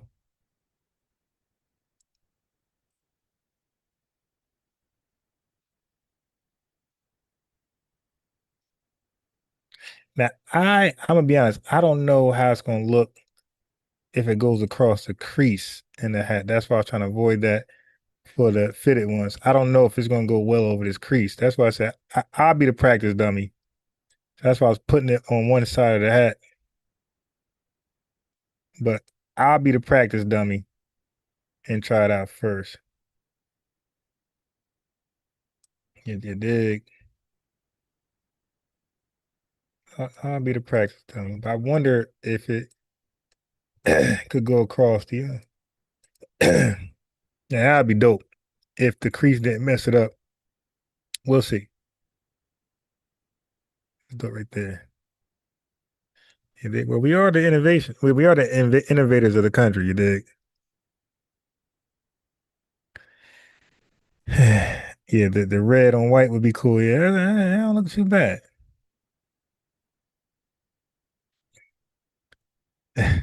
Someone needs to begin a tether task force. Yeah, y'all are crazy, yo. A tethered task force. Hat, shoes, socks, jackets. I smell trillions. Yeah, yo. This is I think we're on to something, yo. I think we're on to something. It starts small though, right? Before we start going crazy, getting your hair cut with the B1 logo. Before we go that far, let's start small and put it on simple items, t-shirt, hoodie. You dig? T-shirt, hoodie. Matter of fact, let me try a hoodie.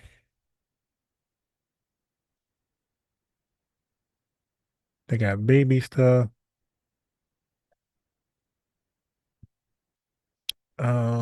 Let me see. They got sweats. Wait, why they got? Where's the Man, they got lady sweats. Where is the men's sweat? Well, yeah, why we can't get? Why men can't get sweats? I love sweats.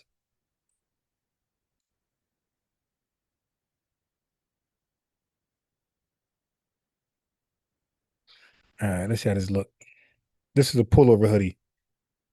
Let's see how this looks. What the helly?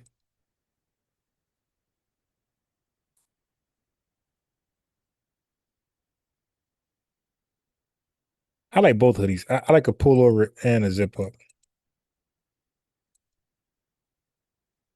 I got one zip up. I got probably like 6 hoodies. One is zip up. I'd rather pullover. I think the pullover just be more on average, just more thicker.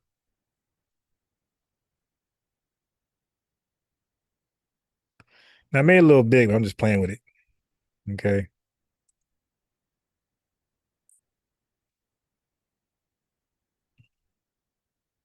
And maybe sometimes you could say, listen, I don't want nothing on the front. I just want on the back. And this is how it would look if it's just placed on the back and nothing on the front.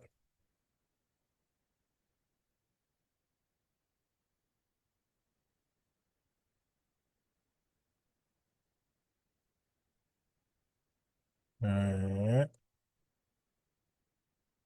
Okay, so this is the back of the hoodie right there. It's the front, back, front, back. You bring it down a little bit. Oh, you can't see it. My bad.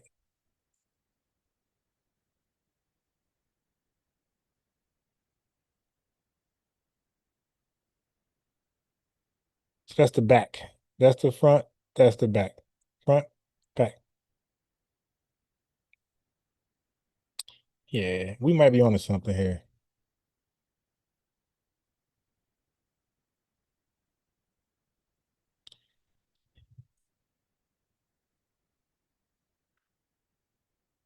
You about to change the word. I wish. Heavy tethers violators board for the ones at jobs. Hate it. Yeah, y'all are crazy. Booty one tether at a time is definitely charging the world for the better. FBA coded apparel. Yeah, I think that's dope. The code of this because only we know what that B1 stands for. Like on average, even the average foundational Black American who doesn't acknowledge themselves to be foundational just yet, they ain't gonna know what that means. They have no idea that's a codified hat, codified purse, codified mug, codified shirt at your job. They have no idea. And when they try to act like they know what it is, you just deny it. Like, nah, this some man from downtown, some tether, downtown New York was selling this shit. I just bought it, bro. I ain't think nothing of it. Oh, are you FBA? What's that? Foundational Black African? You mean American? Oh yeah, American.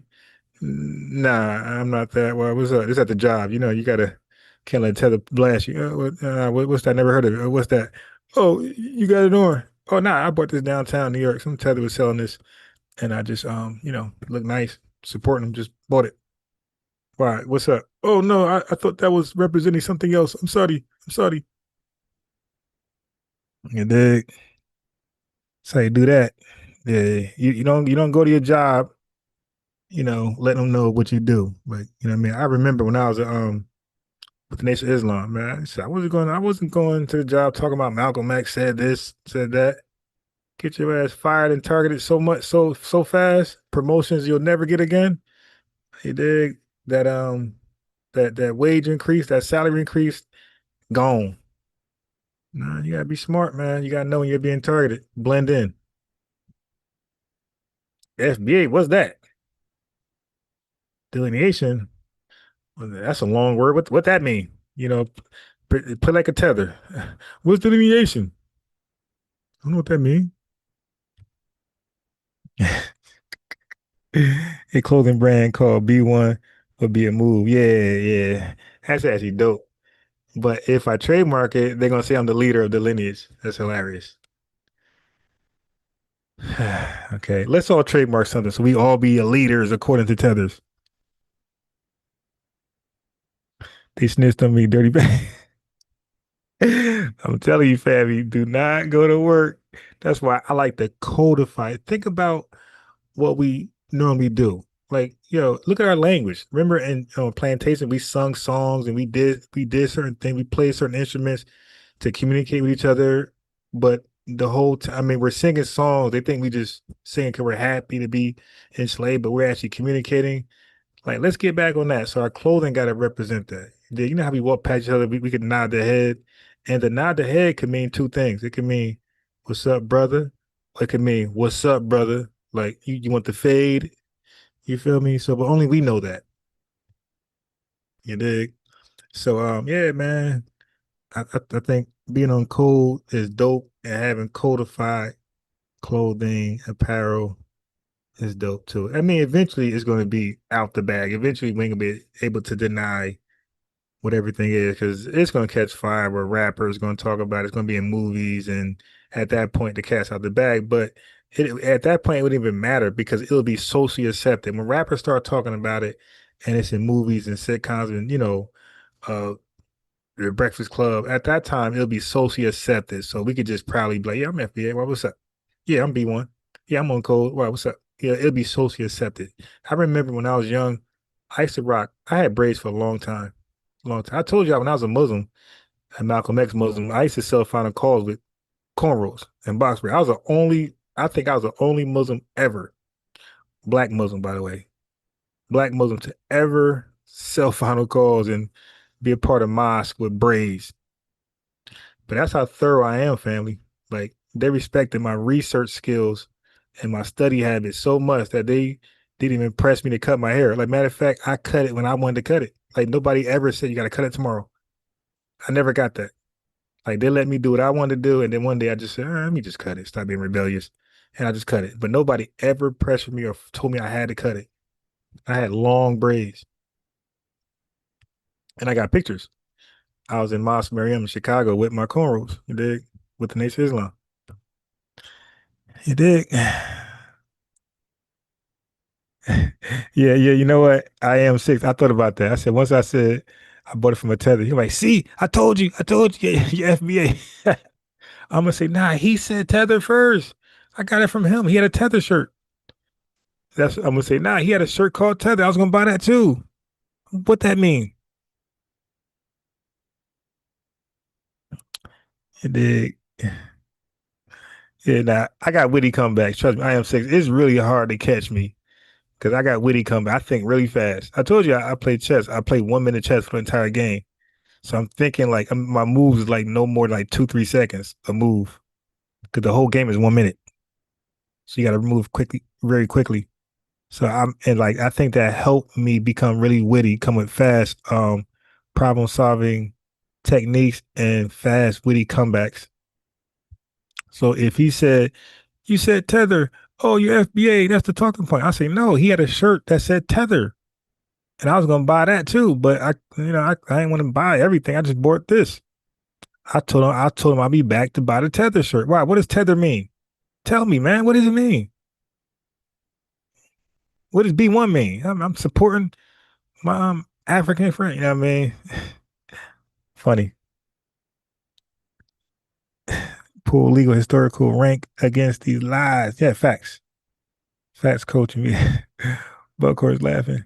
They so weak, don't see none of the standing behind reparations. Right. Nah, they ain't gonna do that. They ain't gonna do that. They straight leeches. They only gonna attend things that benefit them first and foremost. And guess what? That don't benefit us. Or if it does, we're the last in line. That's when they're gonna include us. When they get the benefit directly and we get the crumbs of that benefit. When they're done, extorting it and extracting it, okay, FBA is go scramble for the crumbs. We're moving on.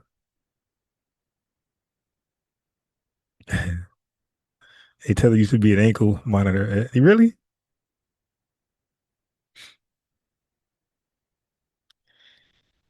That's funny. All right, family. I think we did enough here. Appreciate y'all. Y'all definitely represented. This was a late live. We was live earlier, lit. I had a good conversation with George Macon on who's black and who's not. I'm going to make that a separate upload by itself. That was a deep conversation. And I'm going to combine this video with the earlier live because we were talking about foundational then. Okay, so I'm just going to crop out my conversation with George Macon and make that a video itself. And then I'm going to continue from the last live and combine it with this live where we're talking about FBA being the foundation of this country first and foremost, and mostly everybody else are just helping to decorate the house and bring up the property value. They're painting the house, they're adding central air, you dig, man cave in the basement, attic. They might have built a third floor, added a third floor to the already built house, you dig, deck, patio, maybe a trailer in the back, You feel me? All right, family. No outro, no intro. We just out of here. Don't forget the Wheezy F, baby. It's all about the lineage, baby.